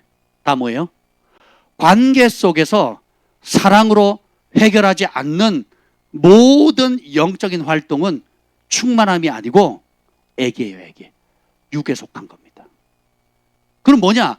영적인 체험을 한 거지 영적인 성숙이나 하나님의 말씀하시는 지각을 사용해서 하나님의 말씀을 분별해서 연단을 받아가지고 인내함으로 그리스도의 성품, 신의 성품의 자리로 가서 어떤 위치든 남편이든 아내든 어머니든 아버지든 또 주인이든 종이든 어떤 사회의 위치에서도 화평하게 하나님 정해서 영적 질서와 하나님 주신 권위 아래서 사랑하는 삶, 용서하는 삶, 축복의 삶으로 나타내는 것이 성령 충만함이고 나타내지 못하면 뭐예요? 영적 체험에 끝난 거예요. 이해가 되세요? 그걸 나타낼 수 있다면, 그래서 내가 전 같으면 화내는데 화를 내지 않고 전 같으면 내가 옳다고 우겼는데 이제는 겸손히 권위를 인정해주고 섬길 수 있다면 그럼 성숙한 겁니다. 그래서 인내, 믿음의 단짝진 거 인내고, 그러니까 성령의 열매 가운데 인내와 절제가 있죠. 그리고 이 횃불을 든 자에 대한 얘기도 이걸 끝까지 버티려면 힘과 인내가 필요하다는 거예요. 인내 없이는 이 길을 갈 수가 없다는 거예요. 왜냐? 상을 지금 받는 게 아니에요. 즉각적으로 받는 상은 그만큼 얕은 거예요. 진짜 상일수록 어떻게 해요? 많은 시간과 인내가 필요합니다. 그래서 궁극적인 상은 어디서 받아요? 주님이 다시 오실 때 받아요. 이 땅에서도 우리가 땅의 복을 받습니다. 관계의 복을 받고 재정과 여러 가지 복을 받아요. 근데 그거는 맛배기입니다. 맛배기. 궁극적으로 받는 상은 영혼을 살리고 그리고 하나님 기뻐하는 우리의 부르심, 우리를 통한 하나님의 부르심을 이루기 위해서는 평생에 걸리는 작업일 수도 있다는 거예요. 아멘. 그래서 여러분이 성령 충만함의 기준을 기도해서 막 가슴에 뜨거웠다, 손이 뜨거웠다, 뭐 어떤 표적이 나타났다, 막 금가루가 생겼다, 이게 성령 충만함이 아니에요. 그건 뭐예요? 영적인 체험을 한 거예요. 체험을. 그리고 내가 이런저런 은사를 받았다가 성령 충만함이 아니에요. 그러니까 은사를 받았다는 것이 내가 성숙했다, 신령한 영의 사람이 됐다는 뜻이 아니라는 겁니다. 그럼 성경이 말하는 장성한 자, 성숙한 자, 성숙의 꽃이 뭐라 그랬어요? 제가 평강이라고 그랬죠. 부부관계 속에서 평강을 유지해줘야 돼요. 부모와 자식 간의 관계에 평강을 유지해야 됩니다. 여러분 사회 위치가 다양하잖아요. 교회 왔을 때도 어떻게 내 위치에서 평강을 유지해야 되는 거예요. 환난과 시련, 재정적인 어려움, 건강의 어려움, 관계의 어려움 속에서 원수 갚는 것은 나에게 있으니까 너희가 스스로 갚지 마라. 주님 그러시거든요. 하나님 갚아주시겠다는 거예요. 하나님이 가장 공평하고 공의롭고 정확한 때에 하나님이 정한 법대로 상을 주신다는 걸 믿는 거, 그것이 이루어질 때까지 믿음으로 기다리는 거, 하나님의 방법대로 절제하고 기다리는 거. 그래서 그 기다림의 과정 가운데 찬송하고 주님께 아뢰고 마음의 평강을 누리는 사람, 성숙한 사람이에요. 그런데 초짜들은 은사로 모든 걸 휘둘러 버립니다. 내가 더 잘한다, 내가 정확히 본다, 내 말 들으라는 거예요. 내 말. 무당하고 똑같은 짓 하는 거죠. 그래서 대부분 이제 남자들은 좀 이성적이고 여자들은 뭐라 그럴까요? 더 섬세하고 그리고 더 예민하잖아요. 예, 그러다 보니까 교회에서 보통 일반 교회들은 남자가 기도 많이 해요, 여자가 기도 많이 해요. 여자들이 기도 많이 하거든요. 예, 그렇잖아요. 그러니까 기도를 많이 하니까 영적세계가 열리는 거고 영적세계가 열리다 보니까 남자들이 헛질하는 게 보여요, 안 보여요? 이놈의 남편들이 응? 혈기만 강해가지고 가만히나 있지 좀. 응? 시골에 가면 가만히 있잖아요. 가만히처럼 좀 가만히 있으면 좋은데 가만히 있으면 사고라도 안 치면 고맙겠는데 그냥 손 대는 것마다 사고예요. 그 오토바이 사가지고 카드 그 빚지게 만들고 그래가지고 손해 보면서 팔고 또 그죠? 뭐 가만히나 좀 있지. 계속 일을 저지르는데 또 그걸 저희 집 사람도 그래. 우리 집에 우리 애기 5에다가 큰 애기가 있다고. 저는 우리 집에 딸 셋인데 큰 딸이 하나 더 있다고 이제 이렇게 얘기하고 있는데 그러면서 어떻게 해요? 제가 늘 얘기하잖아요. 따라서 큰 자가 작은 자를 섬긴다. 이게 성숙이에요. 앞서 배운 자, 앞서 경험한 자, 앞서 연단을 통과한 자가 그것을 아직 경험하지 못한 사람들, 또 그것을 알지 못하는 사람을 품는 거예요. 이게 성숙입니다. 그리고 감정을 따라 움직이는 것이 아니라 진리를 따라 움직이는 거예요. 오늘도 여기 보면 이제 횃불을 성령의 불을 들지 못하게 만드는 그 장애물을 얘기하는데 제가 좀 읽어드릴게요. 내 영이 너와 함께 갈 것이고 나에게서 멀어지려 하는 너의 성향을 깨우쳐 줄 것이다. 성령께서 우리가 하시는 역할 중에 하나가 하나님부터 멀어지는 것을 경고해 준다는 거예요. 막아준다는 거예요. 그러면서 하지만 너도 내 영을 따라야 한다. 횃불 든 자들도 나를 따르라고 강요받지 않을 것이다. 하나님 성령의 불을 주고 임재의 불을 줬는데도 강제로 따르게 하지 않으신다는 거예요. 그러면서 잘 들어보세요. 죄와 악보다 나를 더 사랑하지 않는 사람은 모두 넘어질 것이다. 사람의 찬송보다 진리를 사랑하지 않는 사람도 모두 넘어질 것이다. 이 세상에 섬기는 우상들보다 나와 나의 진리를 더 사랑하면 넘어지지 않을 것이다. 나를 따를 것인지 아니면 나에 대한 사랑을 쉽게 앗아갈 우상을 섬길 것인지 이것이 내가 매일 해야 할 선택이란다. 어렵지 않습니다. 그러니까 내가 즐기는 죄, 악보다 예수님을 더 사랑하지 않는 사람은 모두 넘어진다는 거예요. 사람의 칭찬, 사람의 인정, 사람의 찬송보다 진리를 사랑하지 않는 사람은 모두 넘어질 거라는 거예요. 우리 부부싸움을 왜 합니까? 또 왜 섭섭하고 삐지고 또 여러모로 그럽니까? 진리보다는 뭘 사랑해요? 감정을 따르거든요. 기분 나쁘다 이거예요. 왜 가장에 쫀심 안 세워주냐 이거예요. 왜 애들 앞에서 날 무시하냐 이거예요. 저희 집에서 하는 얘기예요 제가. 예. 왜 애들 앞에서 둘이서 얘기하는 거 좋다 이거. 왜 애들 앞에서 남편을 아버지의 권위를 실추시키냐 이 말이에요. 애들 앞에서 내가 얘기하는데 왜 말을 안 듣냐 이 말이에요. 나 쫀심 상한다 이거죠. 예? 그럼 나 없이 해봐. 나 없이 차 없이 저기 멀리 가보라고. 병원 가보라고. 일산병원 한번 가보라고. 차키 줄 테니까 운전해보라고. 막 이제 땡깡 부리는 거죠. 예, 그렇죠?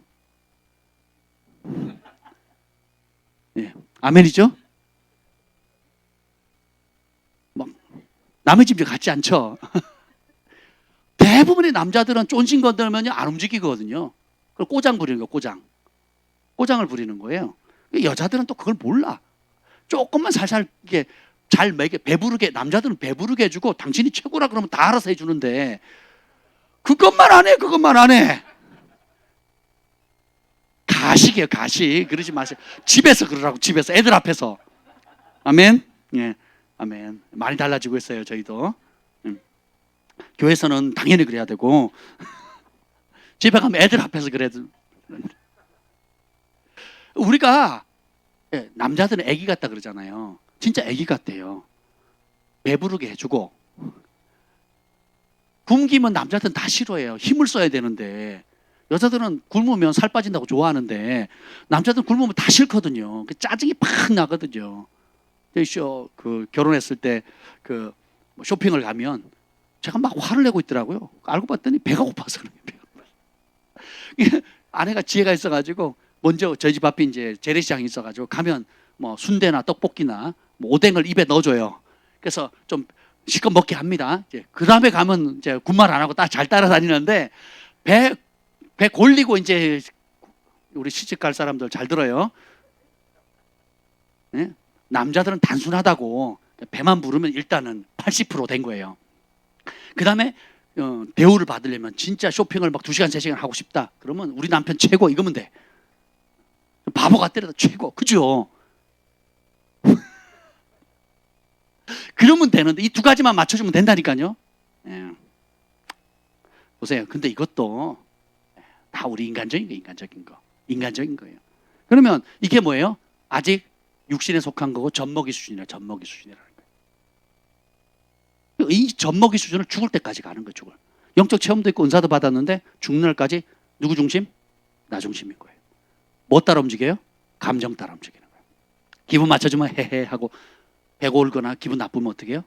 다 꼬장 부리고 땡깡 부리는 거거든요. 네. 그리고 여자들은 힘이 없으니까 어떻게 해요? 교묘하게 조작하거든요. 여자들은 힘이 없기 때문에 교묘하게 조작하는 법을 알아요. 내가 힘이 없으면 힘이 있는 사람을 끌어들입니다. 그리고 내가 힘이 없으면 비밀을 가지고 다른 힘 있는 사람이 그 비밀을 알려버려요. 그래가지고 주변을 움직입니다. 환경을 움직이고요. 사람을 움직여 조작해가지고 꼼짝 못하게 하는데요. 굉장히 야비해요. 얼마나 야비한지. 여기 야비한 사람도 여기 몇 있는데 왜냐면 힘이 없으니까. 그렇잖아요. 힘이 없으니까. 어떻게 없어요? 그냥 여시 같다 그러잖아요. 여시. 여우 같다 그러잖아요. 이게 우리의 본성이거든요. 본성. 근데 이런 본성을 우리가 주님을 알기 전에 옛사람이고 이걸 버려야 되는 거예요. 그러면 원수 갚는 게 단순히 악한 짓만 아니라 내가 하나님을 바라보고 주님의 말씀을 따라 인내하고 순종한 이 모든 것도 하나님이 보시고 하나님이 갚으신다는 믿음을 가져야 돼요. 근데 이 믿음이 하나님 그렇게 기쁘시게 하는 거거든요. 얘가 나 때문에 참는구나. 나 때문에 섬기는구나. 나를 바라보고 나의 법을 존중하는구나. 자기가 오름에도 져주고. 이게 성숙함이거든요. 품어주고 기다려주고 용납해주고. 이게 말씀으로 연단을 받는 거예요. 그래서 어떻게 해요? 돕는 자가 되는 거예요. 돕는 자. 그래서 따라합시다. 돕는 자가 큰 자입니다. 섬기는 자가 큰 자입니다. 섬긴다는 게 뭐예요? 돕는 거 아니겠습니까? 내가 죽고.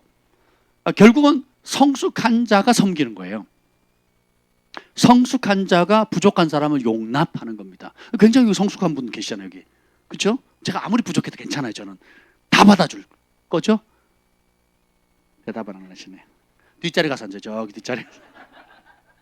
대답 안 할 거면서 왜 앞에 앉아있냐고. 저기 뒤에 가서. 아니, 먼저 성숙해주세요. 먼저 성숙해 주시는 거 보고 저도 닮아가도록 하겠습니다. 근데 우리를 넘어뜨리는 거 딱 여기 나와서 죄악보다 주님을 더 사랑하지 않는 거 넘어지고 사람의 인정과 칭찬보다 진리를 사랑하지 않는 사람도 모두 넘어지게 될 것이다. 그리고 이 우상이 왜 위험하냐? 우상이라는 게 뭐냐면 마땅히 우리를 창조하신 하나님, 우리를 위해서 전부를 주신 예수님께 드려야 될 사랑을 뺏어가 버려요. 그 우상이 은사도 될 수도 있고요. 하나님 주신 축복이 될 수도 있고요. 하나님 주신 명예도 될 수 있어요. 하나님 주신 다양한 우리가 이 땅을 살아가면서 누릴 수 있는 모든 복이 다 우상이다. 자식도요. 그리고 집, 전토, 모든 축복이 분명히 하나님 주신 건데도 우상이 될 수 있다고요. 왜요? 우상이라 아주 심플합니다. 마땅히 하나님께 드려야 될 마음을 다하고 목숨을 다하고 뜻을 다하고 힘을 다해서 주님 한 분께 드려야 될 그 사랑을 이제 내가 좋아하는 사업이나 취미생활이나 자식이나 부모나 형제나 이런 여러 가지 것들로 사랑의 대상을 옮겨버리는 거. 이게 사단의 전법이라는 겁니다. 그래서 우리의 삶의 중심을 주님을 내 호흡과 같이 나는 주님 한 분이면 족합니다. 주님과 동행하도록 나는 이 땅에 태어났습니다. 주님과 멀어지는 순간 내 영혼은 시들어가고 어떤 어려움이 와도 내가 주님을 가까이 할 수 있고 항상 주님을 제일 먼저 내 삶의 중심으로 모실 수만 있다면 나는 승리자예요. 하늘도 인정하고 내 영혼도 평강을 누릴 수가 있는 거예요. 근데 어떤 하나님이 주시는 아름다운 땅의 복을 갖는다 할지라도 그 하나님 주신 축복과 영광 때문에 동행하시는 예수님과 함께할 시간이 없어지거나 그분께 나아가기가 어려워진다면 그걸 가리켜서 우상이라고 하는 겁니다. 우상. 주님은 그걸 양보하지 않으세요. 이스라엘이 얼마나 축복을 받았습니까? 영적인 복도 받죠. 약속의 말씀도 받죠. 땅의 복도 받죠. 전쟁에 승리하죠. 전리품 얻죠. 출애굽할 때도 온갖 보석들 다 얻죠. 그 성전을 짓는데 그만 가져오라 할 정도로 복을 받았단 말이에요. 저에게도 그런 일이 있었으면 좋겠어요. 뭘 성전 건축하는데 그만 가져오세요. 그러면 그만 가져오려면 여러분들이 얼마나 복을 받아야 되겠어요. 그렇잖아요. 서로 내겠대요. 그만. 그렇게 복을 받았음에도 불구하고 다 뭐에 넘어집니까? 자기 우상, 자기 사랑, 자기 감정, 애굽에 대한 미련을 못 버리는 거거든요. 세상의 기준을 안 버리는 거예요. 주님도 좋은데 더 좋은 무엇이 있는 거예요. 주님을 안 섬기는 게 아니라 섬기는데 다른 더 중요한 섬김의 대상이 있는 거예요. 그래서 출애굽을 할 때 이스라엘 백성들이 가장 발목이 잡혔던 게 자식입니다. 자식. 뻑하면 애굽으로 돌아가자. 왜요? 우리 자식들 여기서 죽일 수 없다. 우리 자식들 저기 가나안 땅에 거인 족속들하고 싸우고 초롱성 같은 거기 싸우다 우리 자식들 다 죽겠다. 아니면 광야길 가다가 목말라 우리 자식들 죽으면 어떡하냐. 또 가다가 병들어서 죽으면 어떡하냐. 언제 끝날지도 모르는 이 길 가다 우리 자식들 광야에서 다 엎드려 죽겠다. 이 소리를 누가 들어요? 하나님 들으시죠. 그리고 뭐라고 하시는 줄 아세요? 너네가 죽겠다고 했던 너희 자식들은 다 들어갈 거다. 근데 애굽으로 돌아가자고 했던 아베세들은 다 죽는다 그랬어요. 예나 지금이나 똑같습니다. 똑같아요. 똑같습니다. 그래서 복잡한 것 같아도 주님 한 분으로 주님과 동행하는 것 자체가 우리 인생의 목적이 돼야 돼요. 오늘 하루를 살아가는 이유가 돼야 됩니다. 그러면 주님께서 뭘 주세요? 불을 주세요. 엠마오로 내려가던 두 제자가 주님을 못 알아보죠. 실망해서 좌절했으니까, 낙담했으니까. 근데 주님이 말씀을 풀어주잖아요. 그러니까 어떻게 해요? 가슴이 뜨거워지죠.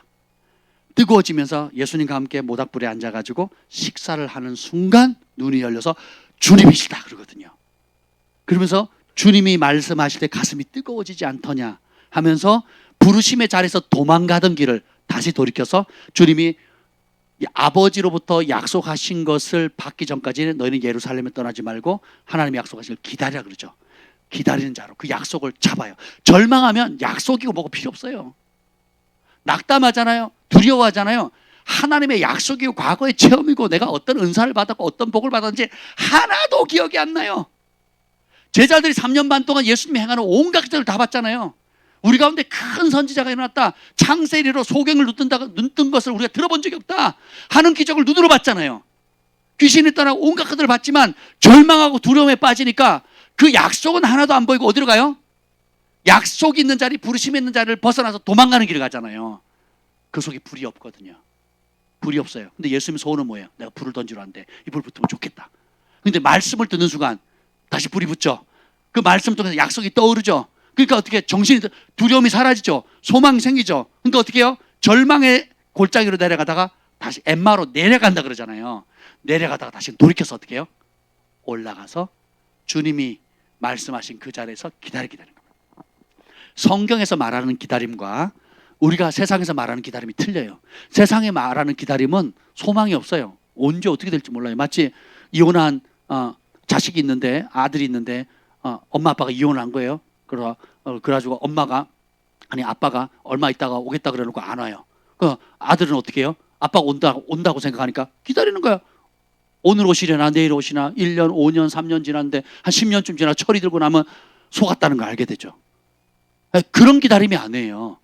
우리 주님이 온다는 우리가 주님을 기다린다는 그 기다림은 나니아 연대기에 아질란을 기다리는 루시아하고 똑같아요. 루시가 찾아가잖아요. 그 아질란 왕 되시는 사자, 유다의 사자 되신 예수님 오기 전까지 오신다는 약속을 믿고 나머지 왕들이 어떻게 싸우잖아요. 아질란이 올 때까지. 그리고 연합군을 형성해가지고 빛과 어둠의 싸움에서 왕이 다시 오시니까 루시가 모시러 갔으니까 또 그분이 오신다고 했으니까 능동적으로 진취적으로 반드시 소망이 이루어진다는 그 약속하신 분이 그 말씀을 이루신다는 그 소망과 기쁨과 기대 가운데 기다리는 거예요. 이해가 되세요? 오늘도 찬송했던 것처럼 주가 일하시네, 주가 일하시네. 아낌없이 드리는 자, 하나님을 신뢰하는 자에게 주님께서 오늘도 역사하고 계시는 거예요. 그래서 내가 마지막 때에, 마지막 때에 믿는 자를 보겠느냐. 그럼 이 마지막 때 주님께서 요구하는 게 뭐예요? 믿음이에요. 감정이 아니에요. 믿음이라고요. 뭐에 대한 믿음? 주님이 약속하신 말씀에 대한 믿음이에요. 그래서 우리가 말씀 안에 견고해져야 되는 겁니다. 근데 그 말씀 중에 첫 단추가 뭐예요? 내가 성령과 불로 세를 주시겠다 했고, 내가 이 불을 땅에 던지러 왔는데 이 불이 붙었으면 소원이 없겠다 그랬죠. 그리고 예수님께서 3일 만에 죽으시다 부활하셔서 제자들 가운데 나타나셔서 숨을 내쉬며 가라사대 뭐라 그래요? 성령을 받으라. 다르게 표현하면 성령의 불을 받으라 그랬죠. 그러면 이제 우리가 이 불을 다시 지펴야 돼요. 우리가 기도를 하는 것도 중요하지만 불을 받는 기도를 해야 되는 거예요. 기도의 시간을 채우는 것도 중요하지만 성령께서 내가 만났을 때처럼 그 가슴을 뜨겁게 하던, 그죠? 부인할 수 없는 그 뜨거움, 미지근하면 안 되고, 이 불씨를, 여기 횃불을 든 자에게도 주님께서 요구하시는 게 있거든요. 인내하는데 불씨를 꺼뜨리지 말라 그러거든요. 제단의 불을 꺼뜨리지 말라 그랬잖아요. 이해가 되세요? 그럼 우리가 이것은 네가 매일 해야 할 선택이란다 그러거든요. 한 번 하는 것이 아니라, 한때 경험하는 체험이 아니라 날마다 해야 될 선택인 거예요. 두 가지, 내가 내 오늘 하루의 목표가 주님과 동행하는 것입니다. 엠마오로 절망 가운데 내려가던 두 제자가 예수님을 만나고 그분이 주시는 말씀을 딱 듣는 순간 가슴이 어떻게 해요? 불붙는다 그랬죠. 불붙으니까 절망도 사라지고 두려움도 사라지고 이제는 오히려 죽을까 봐 무서워도 도망가던 그 예루살렘으로 다시 올라가잖아요. 그리고 아버지의 약속하신 것을 기다리죠. 그리고 오순절날 되니까 성령이 불같이 임하잖아요. 그 불을 받고는 완전히 달라지거든요. 그리고 그 성령의 맛을 보니까 그 불을 끄치지 않게 해서 날마다 성령의 충만함을 구하는 삶. 다시 말하면 예수님과 성령님과 동행하는 것이 이제는 인생의 목적이 되는 거예요. 전에는 내가 하는 사업을 도와주는 분, 내 자녀가 잘 되도록 도와주는 분, 내 어려움의 간청을 들어주시는 분, 내 삶의 이런저런 다양한 삶의 시즌마다 오는 문제를 구원해주는, 내 문제를 해결해주는 해결사로만 받아들였죠. 그러니까 주님이 나의 꼬봉인 거예요. 내가 시키는 대로 해줘야 되는 거예요. 내가 원하는 소원을 들어줘야 돼요. 안 들어주면 삐지는 거예요. 들어주면 감사하고 그냥 우리 화토 치면 개평 준다 그러잖아요. 개평. 옆에서 제가 있으면 수고했다 그러고 물 날라주고 음료수 주면, 재떨이 비워주면 딴 사람이 개평 주잖아요. 개평 주듯이, 너무 이상한가 이 말이? 여러분이 주님께 무슨 응답을 받으면 개평 주듯이 하나님께 이만큼 감사한 거 만다고, 이런 식으로 그 젖먹이. 근데 진짜 예수님의 가치를 알면, 진짜 예수님께서 그토록 내가 땅에 불을 던지러 왔는데 이 불이 붙었으면 내가 소원이 없겠다 하는 그 불의 가치, 성령의 불의 가치를 안다면 잃어버렸던 불을 다시 찾아야 되겠죠. 그리고 다시 찾으면 다시는 놓치지 않겠다 그랬죠. 그 길로 가야 되는 거예요. 이 간증을 하려면 제가 이제 유튜브에 아주 제가 사모하는 분이 있어가지고 제가 영상을 잠깐 봤습니다. 이 모닝스타의 릭조니 목사님이 이제 밥존 선지자 얘기를 합니다. 옛날에 그 소비에트 소련 시절에 이제 미국에 이제 집회 가운데 이제 어떤 버스 운전사가 왔어요. 버스 운전사가 참여해 왔습니다. 그래서 그 릭조니 목사님이 그 운전사를 만났어요. 그러니까 집회 장소에서 이렇게 만났습니다. 근데 하나님께서 음성을 주시는 거예요. 뭐라고 듣냐면 말을 하래요. 너는 너의 기름 부음의 땅, 기름 부음의 자리를 떠났다.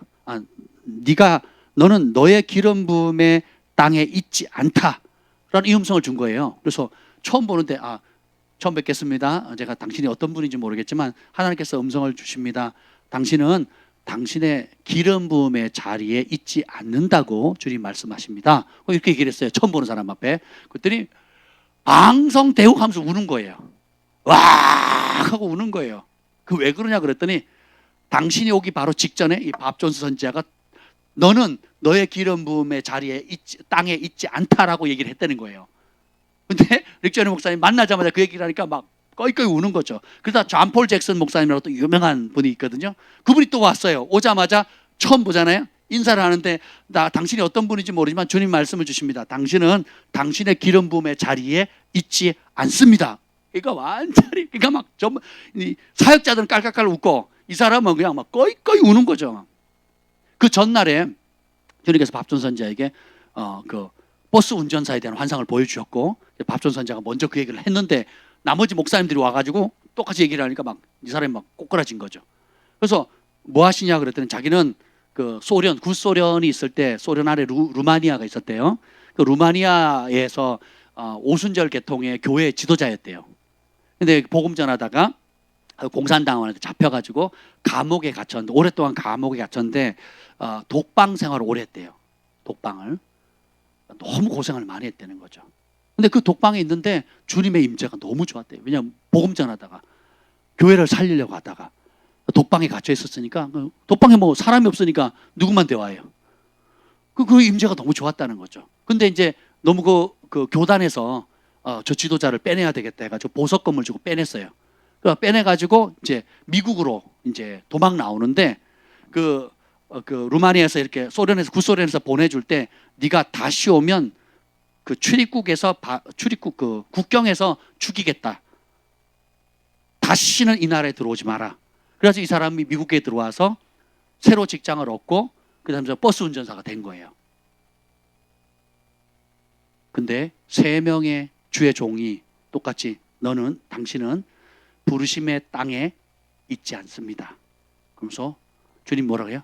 다시 돌아가라는 거예요. 루마니아 땅으로. 그러니까 이분이 나 가면 죽는데요. 저 사람 죽는다 그랬다고요. 그때 하나님께서 성령께서 또 음성을 줍니다. 릭조니 목사님에게 너가 돌아가게 되면 너를 죽이겠다는 그 정치인들과 정적들을 내가 제거해 버리겠다. 이 사람 선택해야 되는 거예요. 그 말을 믿고 가든지 아니면 무서워서 못 들어가고 있든지. 근데 이분이 아주 기가 막힌 결단을 합니다.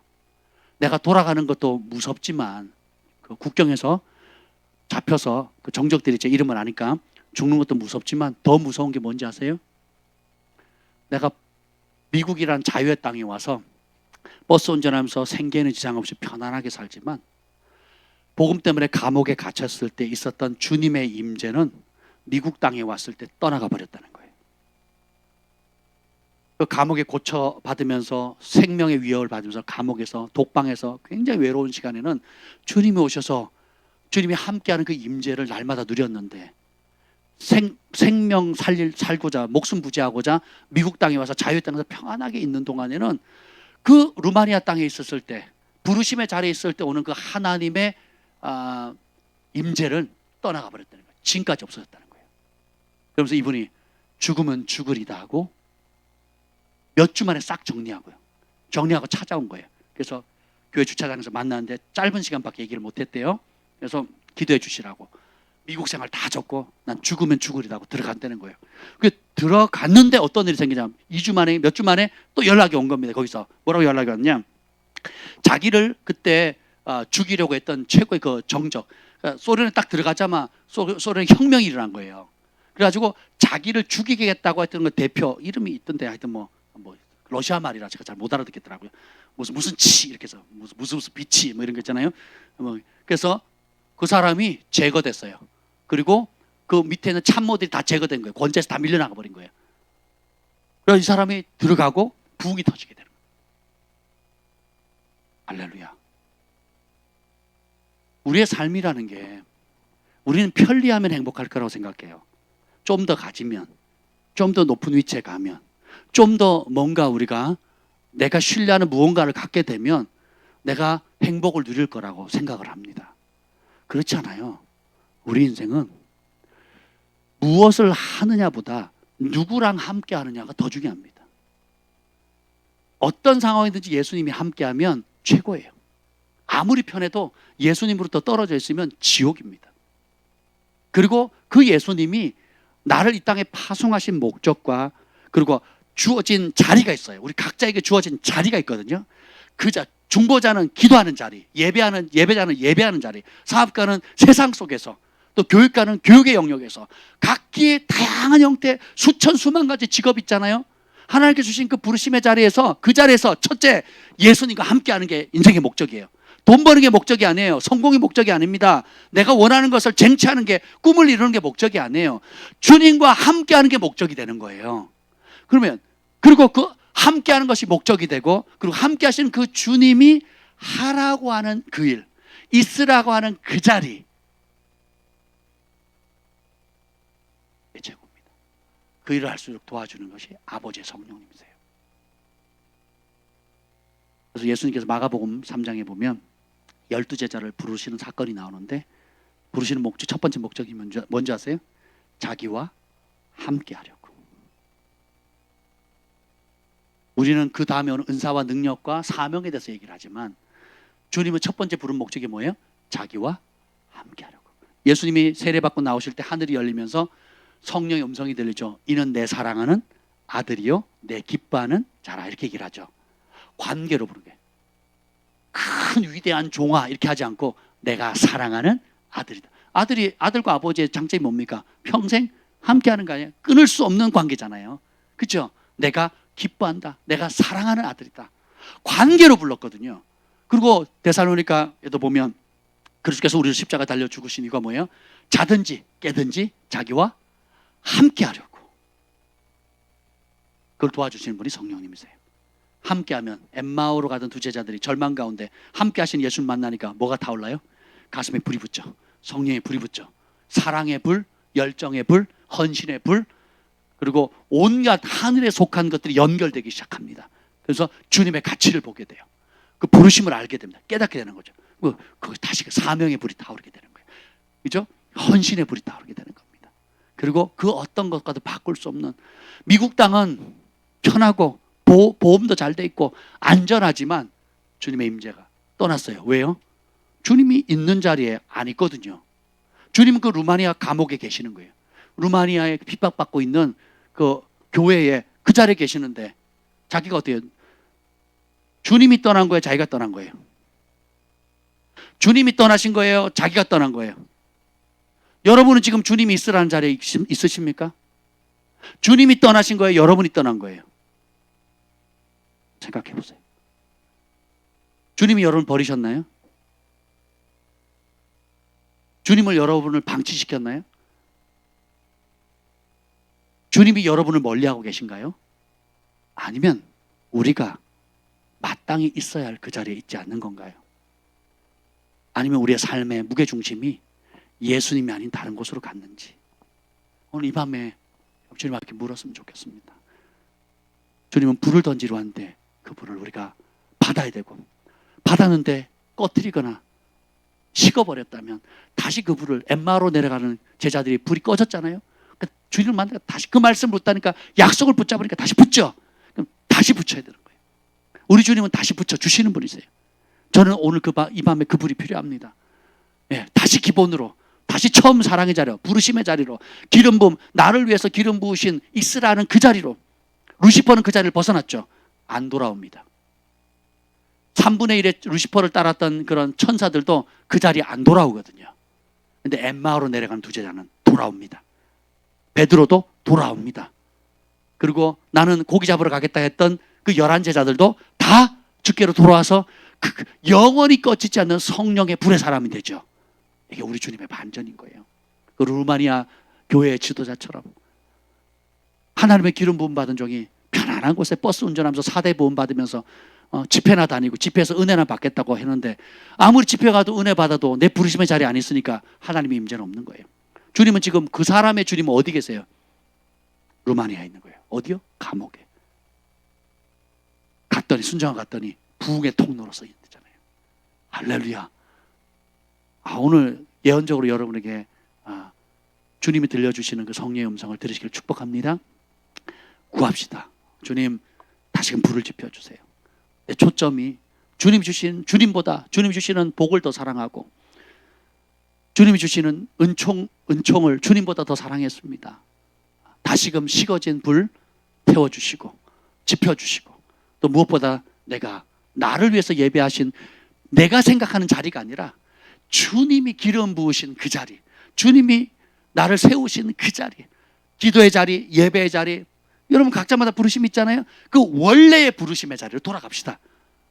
그러면 이전에 빼앗겼던 친밀함과 하나님의 은혜의 뜨거움, 사랑의 불이 다시금 지펴질 줄 믿습니다. 두 손을 높이 듭시다. 그래서 오늘 이 밤에 주님 그 친밀함의 불을 지펴 주시옵소서. 기름 부음의 자리를 깨닫게 하여 주시옵소서. 사명의 자리, 부르심의 자리, 주님이 여전히 머무시는 그 자리 내가 있게 하옵소서. 우리 주의 이름을 부르짖고 기도합니다.